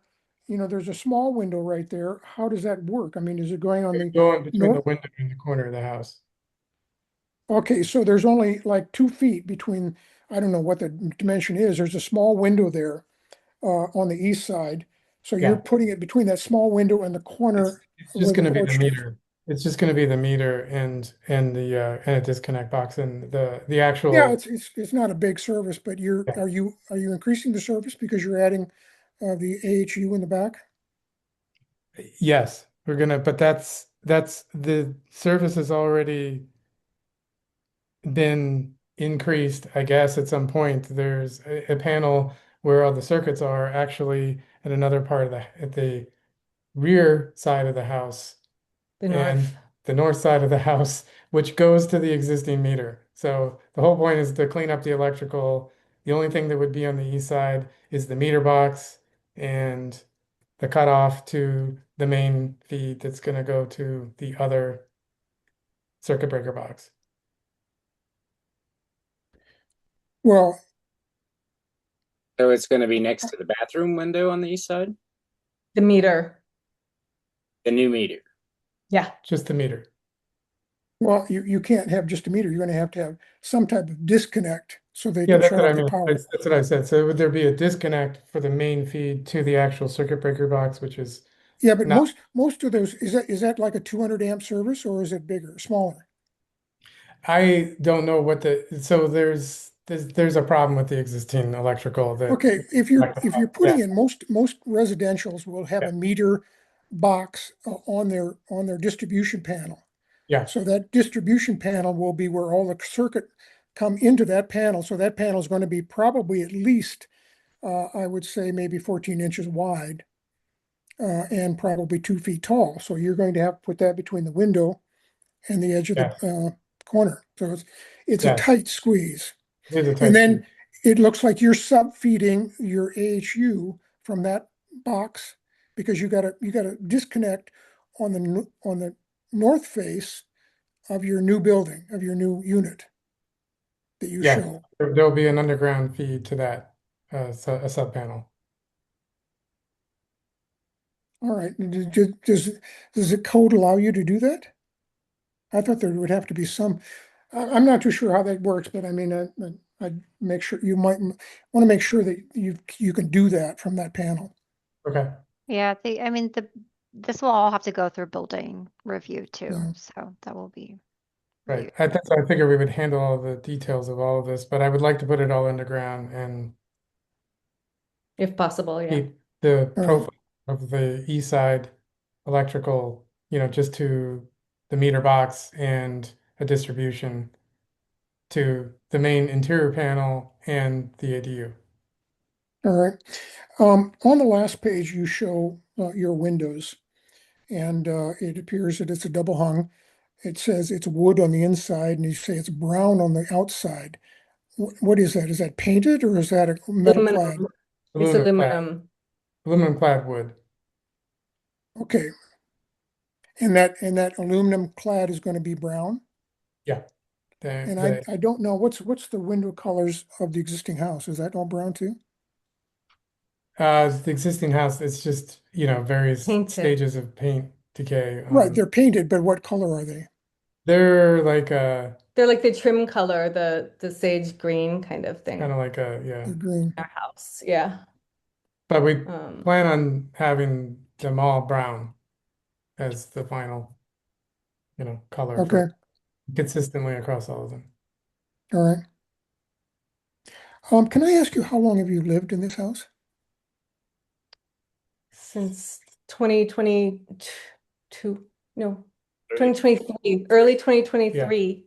Okay, so when you got there, that back porch was in fairly poor condition. Yeah, it's been, I get a flush of termite Yeah. exodus every year and it gets worse and worse and the mice are digging through and And the woodpeckers really are making a lot of holes on the side as well. so. Okay, I don't have any other questions. Thank you, Stan. Matt. I want to start with a comment and then just have a couple questions. So the comments on the lot coverage. So on the cover sheet of your site plan, the lot coverage is around 40%. I think just doing quick calculations, it's probably closer to 50, which is still under the maximum, but just want to bring it to your attention. So the lot coverage covers any porches, stairs, vehicle use areas, garages, storage. Mhm. So just as it goes through permitting and whatnot, just make sure that that's updated. And then the two questions. So the first one is on lighting. Do you have any lighting proposed for the ADU? You mean exterior? Yeah. I don't think we have anything planned on here yet, is there? No, we haven't. We haven't planned it.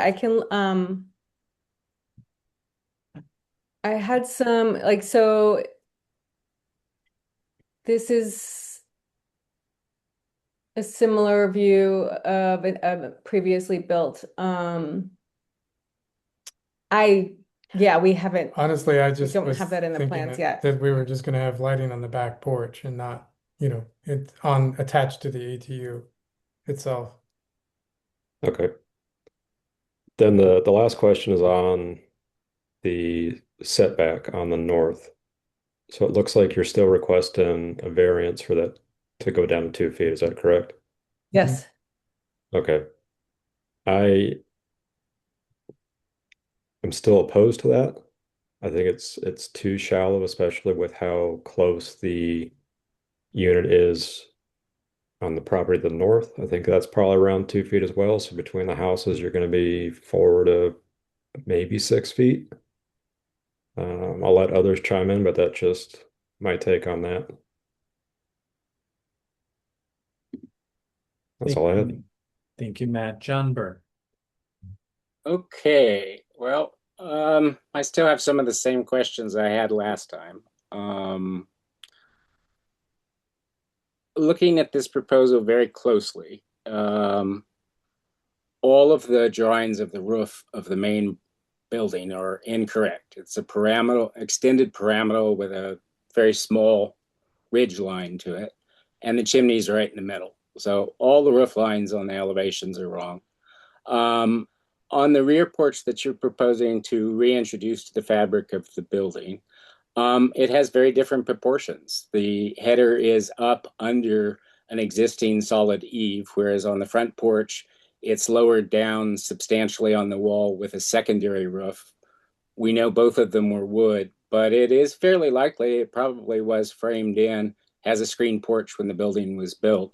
Somewhat like the historic image, I think it's image 6 on the plan now. I went by there and looked today, and I could see that that whole area there's no rock foundation. It's all dirt, and there's a nominal 4-6, which is an older piece of wood that extends throughout the whole addition now.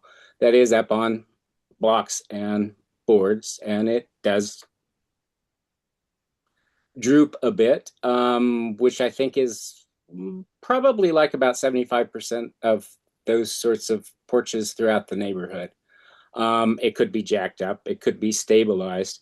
When we had requested the information on the historical material, I was hoping that the Historic Preservation Office people would come out and take a look and say, yes, this is historic, or no, there's no historic fabric left.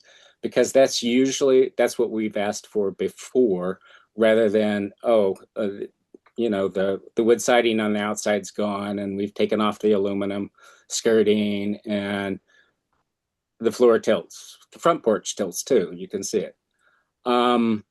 So I'm not so sure that, yes, it was a wood structure in 1904 when it was built and until 1909.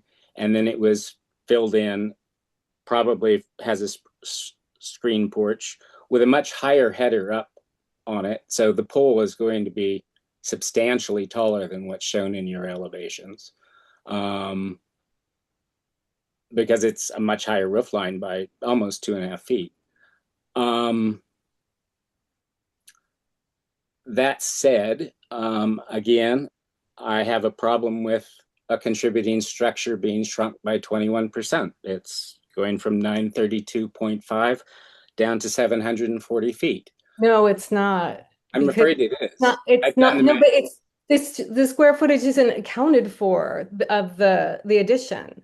I think if you look at the assessor's site and you look at the map of their plan, it is very, very clear that it is a 35 by 26 foot structure, and that it has a porch indentation on the front, a bump out to the west, and you are reintroducing a carve out of a porch, which is not included in your square feet, and that's 80.5 feet, and you're removing a 112-foot contributing portion of your building at the back.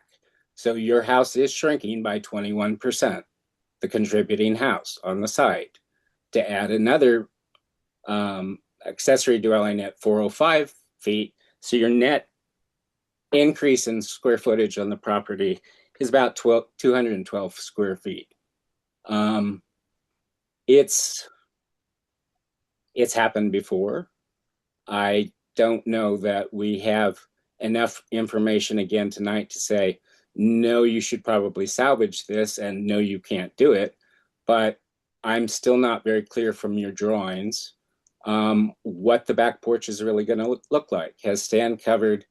It's actually going to be a block stem wall stuccoed, and then with wood framing and a wood porch on top of it, with a new pool supporting the corner and steps with wood on top of them.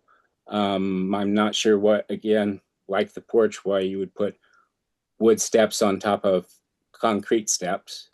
They don't hold up very well. But it is a serious concern, and I'm not sure I can vote in favor of removing that big a chunk of a contributing structure, even if it's not a character defining feature of the building, personally. It's interesting where the electric will go. The other thing, Jan Mulder brought it up last time. So I looked at the windows. Both windows in the kitchen area, both on the west and on the north, have been replaced. They look like metal windows to me. Those have never been subject to review. We don't know what they look like. I don't think they're the Pella reserve that you're showing. And frankly, the Pella windows that you're showing don't have the proportions and detailings of historic windows for the house, because you currently have wooden stiles on the side and fairly traditional wood panels with OG details on all the windows that are remaining historically from the house. They might be appropriate for the single hung window on the guest house, as being more of a modern form of a double hung window. But I'm not happy with the window situation on the primary structure. You say that there's no fascia, you have to add it. The fascia is actually a detail on the roof element, not the stucco coating. Sorry, I don't know these things. I'm It's just okay. It's okay. I, Just you know, trying to point out something. The soffit and fascia overhanging what was the laundry area that shows in one of your photographs in this proposal does show that it sticks out about 14 inches and then raises and has a gutter on it over the kitchen window. And it appears that that same detail is still there inside at least a portion of the structure, because you can see it in the image looking directly at the laundry closet from the bedroom. You can see where it sticks out about 14 inches and has tongue and groove wood in it. So it may need a repair of the section of that fascia, but that's not spelled out enough in these plans. So I'm still a little concerned with what's going on with the main house. We didn't really talk about the ADU before, but I'd like to now. It's, as a general form, it's not all that bad, but the window forms are unusual. We don't usually do awning windows, but we have allowed them on secondary and accessory structures. So those aren't so big a deal, but the 4x4 directly on the ground in the corner in what is presenting as an adobe structure or a modern Sonoran style structure is not a window scheme grid pattern that is evident in the district. And this is something we need to address in guidelines when we start looking at additional dwelling units in the future. But that corner window on the ground probably isn't an appropriate fenestration pattern. it's not visible. That's not technically the concern, because the code says all four sides. It's something that may or may not get cleared up in future updates, but we It review all four sides. says, yeah, I mean, all four sides are reviewed, but the Secretary of the Interior standards still apply as well, which, gives priority to what's visible versus what's not. Yeah, and I'm also very concerned about the 2 foot setback. It's not so much, it's true, it's 2 feet on the north. This would be 2 feet on the south with two sets of fences in it, but you do not have room to put your mini split device behind that up against the fence. I looked at the standard sizes, and they're usually about 2 by 2.5 feet and about 13 inches deep, requiring a 17-inch pad. And you have to have at least 2 feet away from that blower fan, not up against a fence, to service it. So the locations for your services on the back is going to be too tight for access, and should unfortunately be probably moved to the west side of your structure. And I'm still not quite sure how the circulation on the site is going to work if you've got new stairs coming down off a recreated, re-envisioned rear porch into a 7-foot space up against a building that's fairly flush on the ground. Again, I'm not opposed to an ADU. I'm not opposed to necessarily restoring the structure to the contributing structure to where it is. But I don't see functional sets of dimension plans here that really tell anyone what's going on for us to approve.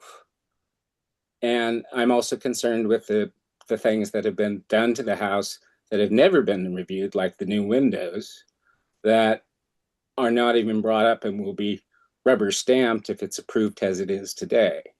So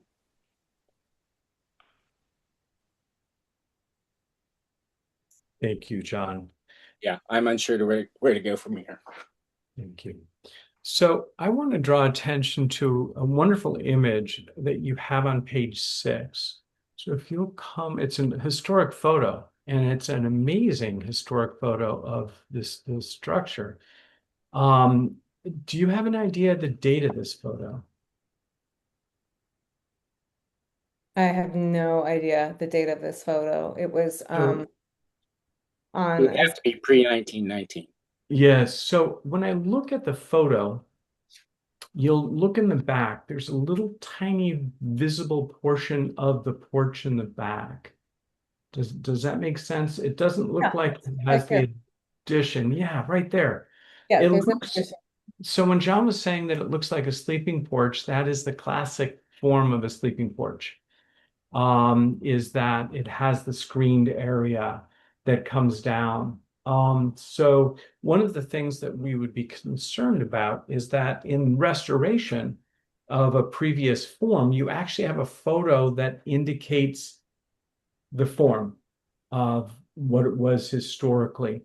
It's difficult to get a lot of detail from that, but you can almost sense, based on the two windows on that side, that it fits between the height of those two windows, closer to the smaller window, that it looks as though in this image it was originally a sleeping porch, which was very common. It may not be large enough to truly sleep on, but it was a screened in area.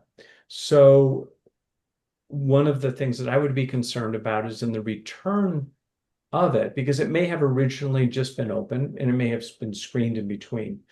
Finding out the date of this photo would be helpful, but from just looking how crisp everything is, it's certainly before the addition was added. That would be an indication of what was there. So perhaps even adding the turned column may not be the best approach. So you would be returning it to something that may not have ever been. It may not have ever been a completely open porch. Well, yeah, absolutely. I'm not saying that it was open before. We're just saying it would be the same footprint, the historic Yes. footprint. Yeah. And keeping the original or very original historic is always something that we look at, and you've done a great amount of research, and we really appreciate that. This photo, though, is amazing because I feel that it does a really good job of clearing up some of those questions that we have. We can date it between the two dates, between the construction of the house and the addition of the addition that you wish to remove. But I did want to draw attention to this because we don't wish it to be necessarily a pastiche, an invention of something that may have been historic but was not. And so I wanted to, this was an amazing find of a photo and very helpful. It also shows how clean the roof line is and kind of the direction that you wanted to return because they are two different porches. One is integral to the roof line, and the other, the front porch, is obviously a front porch material. So, True. without making comment, I did wish to draw attention to that and commend you on this amazing fund. Thank you. It's very I'd like to say something regarding that. I think that was a great catch, Stephen. I didn't see that, and that's a very good point. I think it probably negates my turn columns on the back because it does look like it probably was almost enclosed because you can almost see some vertical lines above that solid lower portion, and that lower portion looks like it's going all the way to the ground. It does. So it's questionable whether or not that was masonry. That may have been something like a tongue and groove board or wainscot or something around there. I don't know. I mean, but that's a good catch, Steve. Well, so you see the vertical boards on the front porch, and it's hard to see, but it could almost be the same vertical siding on the back porch. It probably was framed in because the new window that's in that wall is basically under the header beam, so it probably would have been more simple bracing for a screen porch originally, and not have a bolt. But Can you we're can you blow speculating. can you blow that up so that you can see the bottom of that front porch? Is that tongue and groove rather than Yeah. masonry? Yeah. Here. Let me widen my screen. Yeah, you can see that the vertical wood. Well, then that wasn't masonry on the front porch then, on the Mhm. stem. So, Right. Yeah. that could be an indication that that's probably what they used on the back and that it might have been a screened-in porch. Mhm. Anyway, I just wanted to draw attention to it because that becomes part of our process in Yes, establishing in restoration to an earlier period that helps us establish aesthetically what may have been there and and it may inform how you wish to approach this as well. Um, and so I just wanted to bring attention to that. So we've had a strong document, a lot of discussion, but we don't have a motion. Is there somebody who wishes to make a motion? I'm still uncomfortable making one because I still have a lot of open questions. I wish you had pursued this as a courtesy review rather than a full review because this is our last pass. But I'm not comfortable with the proposal as is, so I'm not ready to make a motion. Is there someone who is ready to make a motion? I'm feeling a little uncomfortable about making a motion too, because I also felt that the drawings were not complete in order for us to make a real decision. I probably have less problems with a 2-foot setback, but there is a lot of information that just has not been brought forward, and we're having to assume a lot of stuff, and I don't like that either. I think the only option would be is if Desiree, am I correct in saying that the applicant can request continuance, although we can't? So technically, yes, the applicant can request a continuance, but now it's in the review process. And so they won't be able to make any changes because this needs to go to PRS first, right? There can't be different reviews. So I don't see how a continuance would help. So then we The need, conditions can help if there are conditions that you all want to make that, would specify what your concerns are about, then, that would be my recommendation rather than just, I mean, In you that can either. case, yeah, I'll make a motion that we accept the plans as presented with the following conditions, since we can't continue this another time, because these guys have really, I think, done an excellent job in trying to answer questions and are still discovering the process along the way. I don't know if that's an acceptable type of motion to start with, a work in progress. Jump in, team. well, we'll need to know the conditions. Yeah. Yeah, I think the big question that I have right now is what's that back porch going to be? We've got an indication that it may have been enclosed. I think that that's our biggest question, or at least it's a big question in my mind. What's going on? Because at this point, I would not recommend a stuccoed stem wall. I'd probably go with the something that was framed above grade, obviously, but something that is different. And I don't know how to approach. I don't know how to suggest something on that since we have no information on what it should be. We don't have any information on that what's actually been replaced windows that would theoretically be a zoning violation that were not reported, but can't sally forth as, hey, yeah, you can replace all the windows on this historic house with this pattern of window. Well, If this were to be denied here, it will go on to PRS again and then to the planning director, correct? But could they reapply at a future date with more things sorted out with a similar design, Desiree? And they can always reapply. I mean, the option is there to homeowners. But I mean, they have an active application, right, that they're seeking approval for. And this board is advisory, and so you can provide comments. You also don't have to make a recommendation at all. So your options are to not make a recommendation, or to make a recommendation for denial, or to make a recommendation of approval with conditions. Those are basically the three options. so we have a motion for approval with conditions. Do we have a second for that motion? Don't we have to determine what the conditions are before we accept it? Probably. That's a poop load of work. Yes. I'll make an alternate motion to deny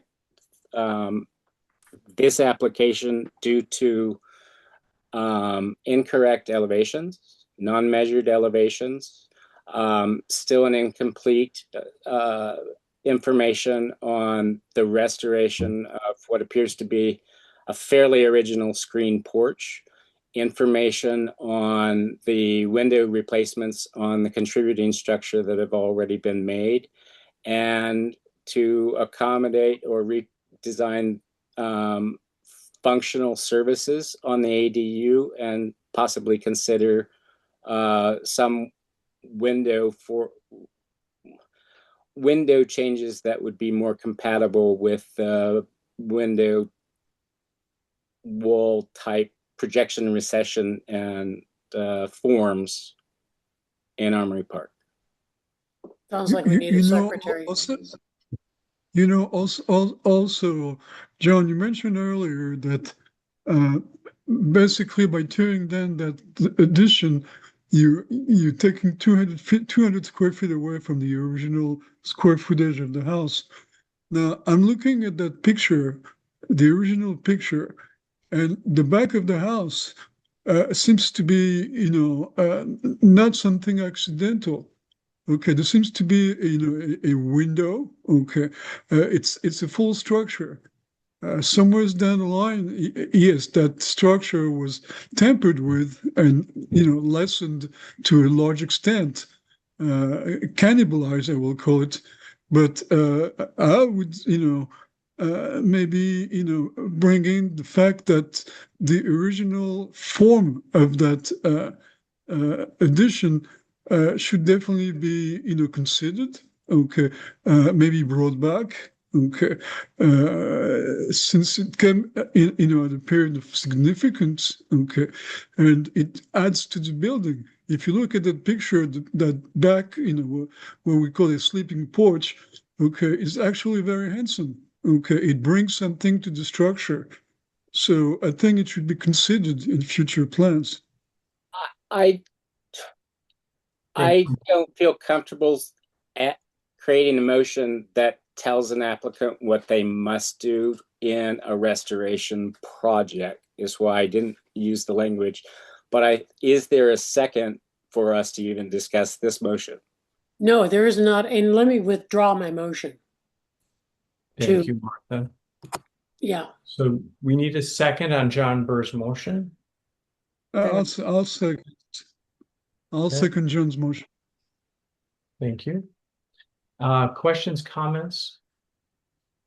Yeah, can I throw out, would it be possible to approve the ADU as a separate entity and then the house as a demolition permit or something along those lines, that's re-reviewed?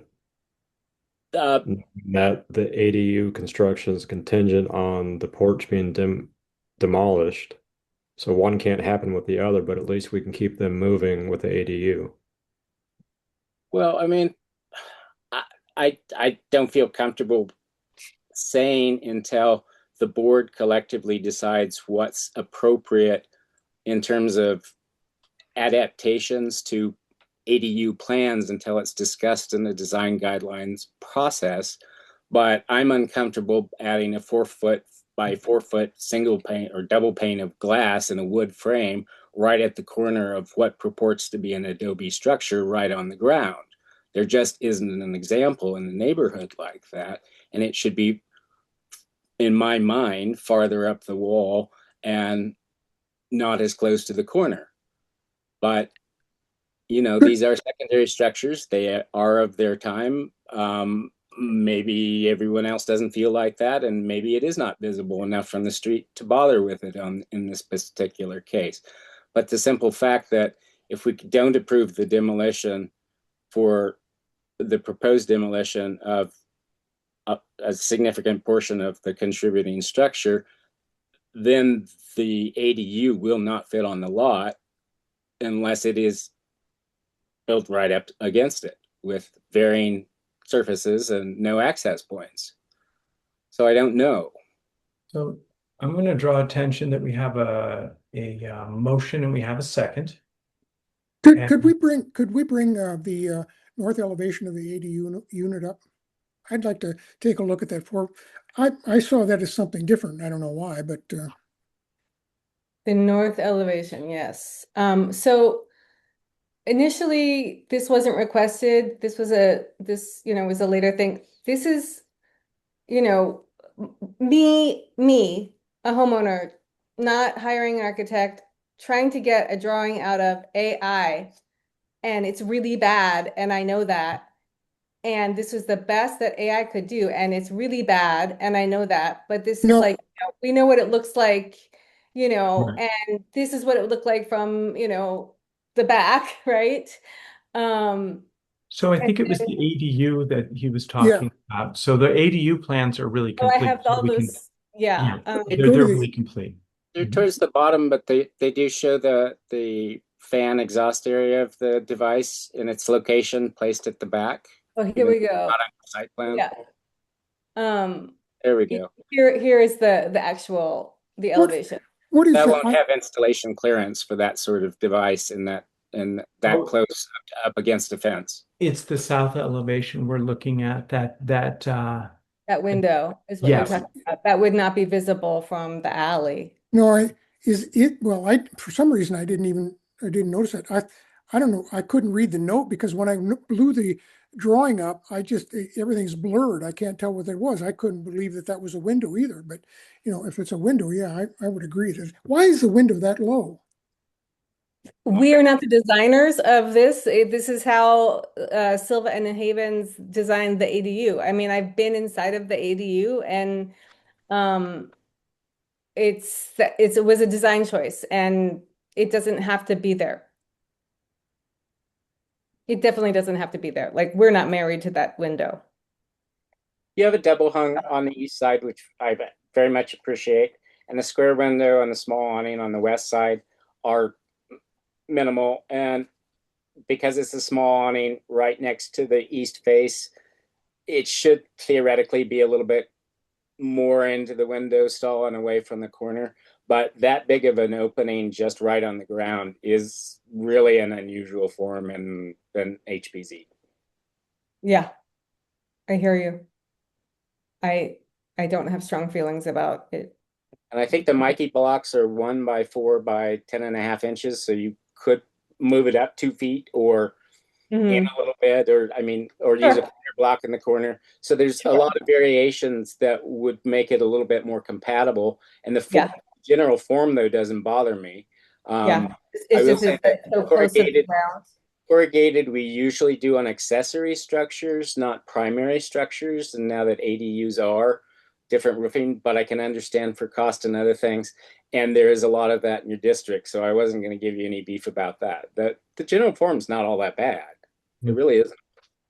It's just there's some little stuff, and we didn't discuss it at the last one. And I'd like you to come up with a successful project. I just am not ready to approve it definitively today. So John, can you help us? And maybe Desiree, did you gather that motion in the second? Because it might be helpful to reiterate it. I was not able to type as fast to capture all of that. I captured some of it. Um, but I did want to add for the Sanborn map, so the symbols on it, um, the yellow indicates a wood frame porch, and then the X was a wood shingle roof. So for that 1909, so the original, it would have been a wood framed porch. So just letting y'all know. Desiree, when it says a wood frame porch, a sleeping porch and an open porch would not be distinguished on a Sanborn map, would it? I'm not sure. I'd have to probably do some more research, but It hasn't been in yeah. my experience, but I couldn't definitively say. Mhm. It's just wood versus masonry. Okay. Yeah. So I just wanted to make sure everyone was aware of that. But going back to the motion, so the motion part of it anyways was to deny the application due to inaccurate elevations. And then there was a series that I missed, and then information on dimensions. window. Discussion on the already done window replacements that have never been reviewed and the appropriate on the contributing structure. Yes, I did get that one. Right. So then possibly consider window changes that would that would be more compatible. But there were a few others in between those that you mentioned. I just wasn't able to capture them. Well, it'll be in the recording. But I'm going to have to leave it there too. I don't remember them in the stream of consciousness quite literally either, recreating them. They will be in the recording. But I think that the gist of it, if you can just reiterate the gist of it, John, that might be helpful. That the application as presented tonight is, in my mind, not approvable, although the concept, if modified to some degree, may be. It's so to deny it at this point. And we had a second from Maurice Roberts. Any Correct. more? Pardon? I said correct. Okay. I will second John's motion. Okay, thank you. So, any other discussion? Then I'm going to call the vote, and I'll do the same list. Stan Schuman, Yes. Maurice Roberts, Yes. Lynn Sutherland, Lynn, Yes. there, Sorry. Martha McClemens, Yes. Matt Smith, Yes. John Burr, Yes. and then Steve Grady, yes. And so that is the motion moving forward. I think that if I'm not mistaken, the intent in a way, or the overall feeling is that it is not approvable at this time, that the idea of returning the porch to the smaller configuration with the right plans is a possibility of the board. I didn't hear strong uh, feelings about that, but the plans would have to be there. And um, so it's that correct. Yeah, I think so. Do you remember when Bachman Williams' daughter did Carolyn Lentz's house? They took off a kitchen area that had been an addition, I Mhm. believe. And that was a big concern about making something smaller. But I don't think we can discuss cases that aren't on an agenda, but yes, the concept of we have approved removals in the past where right. Mhm. Okay. Thank you so much for coming this evening and for your incredible patience for Yes. this long meeting. And we wish you all the best. Thank Thank you. you. Okay, minor reviews. Item 8. I unfortunately don't have any information. Jason and Michael typically do the minor reviews, and both are out today. But I don't know if any of the members who have participated in minor reviews recently. Excuse me, to interrupt, but Ellen kind of gave one of these, like, I don't know what the hell I do next. I was just trying to find stop sharing my screen. Okay, sorry. Okay, sorry. I'll That's shut up all. again. Sorry. So yeah, back to the minor reviews. I don't have anything to report, but I don't know if Stan, you typically help us with our minor reviews. Is there anything you would I like never to received any comment on? minor reviews since the last Okay. visit, or since the last meeting. So Okay. to my knowledge, there are none. Okay. And So just a quickie on minor reviews.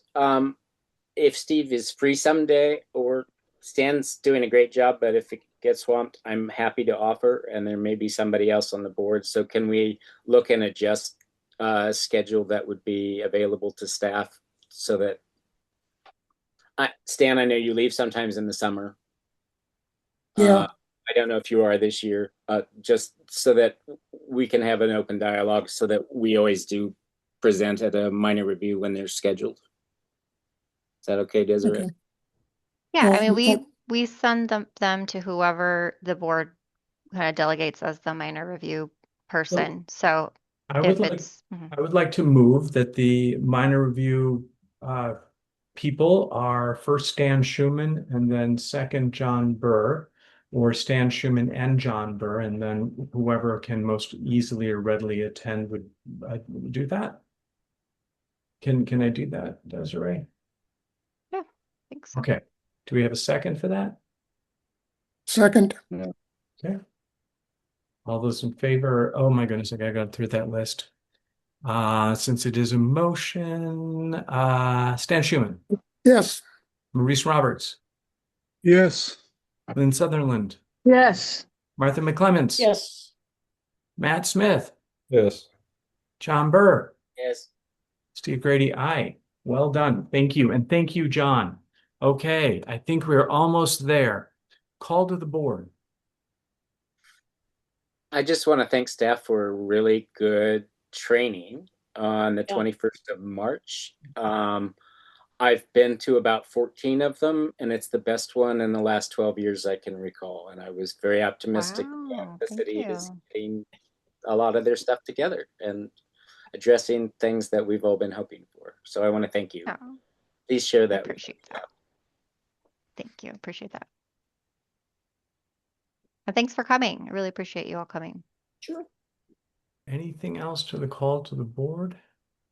Staff updates and future agenda items. Yes, so I know you all asked about the meeting and potentially at the Public Works building, or you just wanted to explore, is that even an option? So if staff is present, which of course we always are, and it happens during the day, then you all could meet there, the Public Works building. That's where we're headquartered. But it does close at 6. The security stays until 6 only, so it would need to be before then. We need to get out before then. If it were to be after then, that they charge. So to my knowledge, I don't think we have a budget to pay for security, but that if you were interested in changing the meeting time and of course if you wanted to go into that hybrid meeting format, but I wanted to report back on that. And then I know that there was discussion last time about design guidelines, and we didn't have much time on this agenda to discuss it, but we can add it to the next one if you would like. Yes, please. And I spoke with Desiree and sent the our last draft for the design guidelines lines to her, and asked that, knowing that she's super busy and that this would take some time, that she could just take a look and see if we're on the right track. So yeah, and I will, but I am Really Barrio has been waiting a very long time, and they'll probably kill me if I skip the right, line. no. So after them, yes. I think West University is moving. Could you send us copies? And Fort Lowell, I think, just got approved. Could you send us copies of all the modified updates, because those things only stay in-house, so that we might have some reference? I know we need to address ADUs.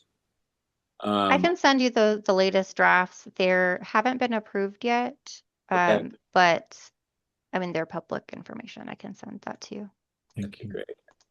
And I'd like to bring the board to congratulate Steve Grady on a nice leadership for the past year. You were great. You did a good job, and we appreciate that. So I just want you to know that we really congratulate you for the job that you did. Thanks. Thank you, Steve. Thank you, Maurice. And you We'll cannot send you an resign. attaboy. And you'll make a hell of a secretary. Can Thank we you leave it for that as? too.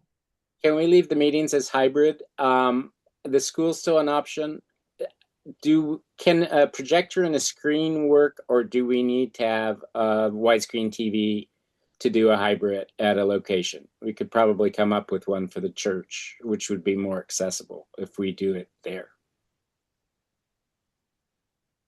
Is that a question for me? Yeah. I mean, it doesn't, I think as long as the technology enables the meeting to be held, for the people there as well as people joining virtually, it doesn't really matter. Like, it doesn't matter whether it's a screen or a TV. Yeah. Yeah. So, and I will be happy to help John. Pima Community College does a lot of with some information about maybe a microphone and or camera that might be useful. So I bought a camera. I got all the equipment to plug into Taku's laptop to produce a meeting with a big screen TV provided by the school. So we have all of those options. The staff has to bring a hotspot for a location, which they have for meetings. But the question to do it at the church is still, do we need to chip in on a screen? I don't think there are any that the city's leading now. So let's bring that up at the next meeting, and you get to run that. Yay. Okay. And so I am trying to keep this under 2.5 hours, and we are about 5 minutes short. So there is one quickie on the staff update. Okay. One of the greatest people who have really helped us out, and I wish he'd been here today, but I think he's under the weather a bit. I've heard that Dan Bursick is retiring and leaving the city. So he's been a great ally along the way. So I want to put it in the official recording that we thank him for all of his work over the years, because he's helped out an awful lot. Yeah. Thank you, John. Anything else? I don't wish to rush it along, but I you may move have we adjourn. okay. Second? One Second. second. Okay, we heard a lot of seconds. I don't think we actually have to have a motion to Probably adjourn. not, but- We officially adjourn at 8:55 p.m. Thank you all, and Thank you. I look forward to seeing you at the next meeting. And I'll try to Good help night, everybody. with the LAR, Desiree, if you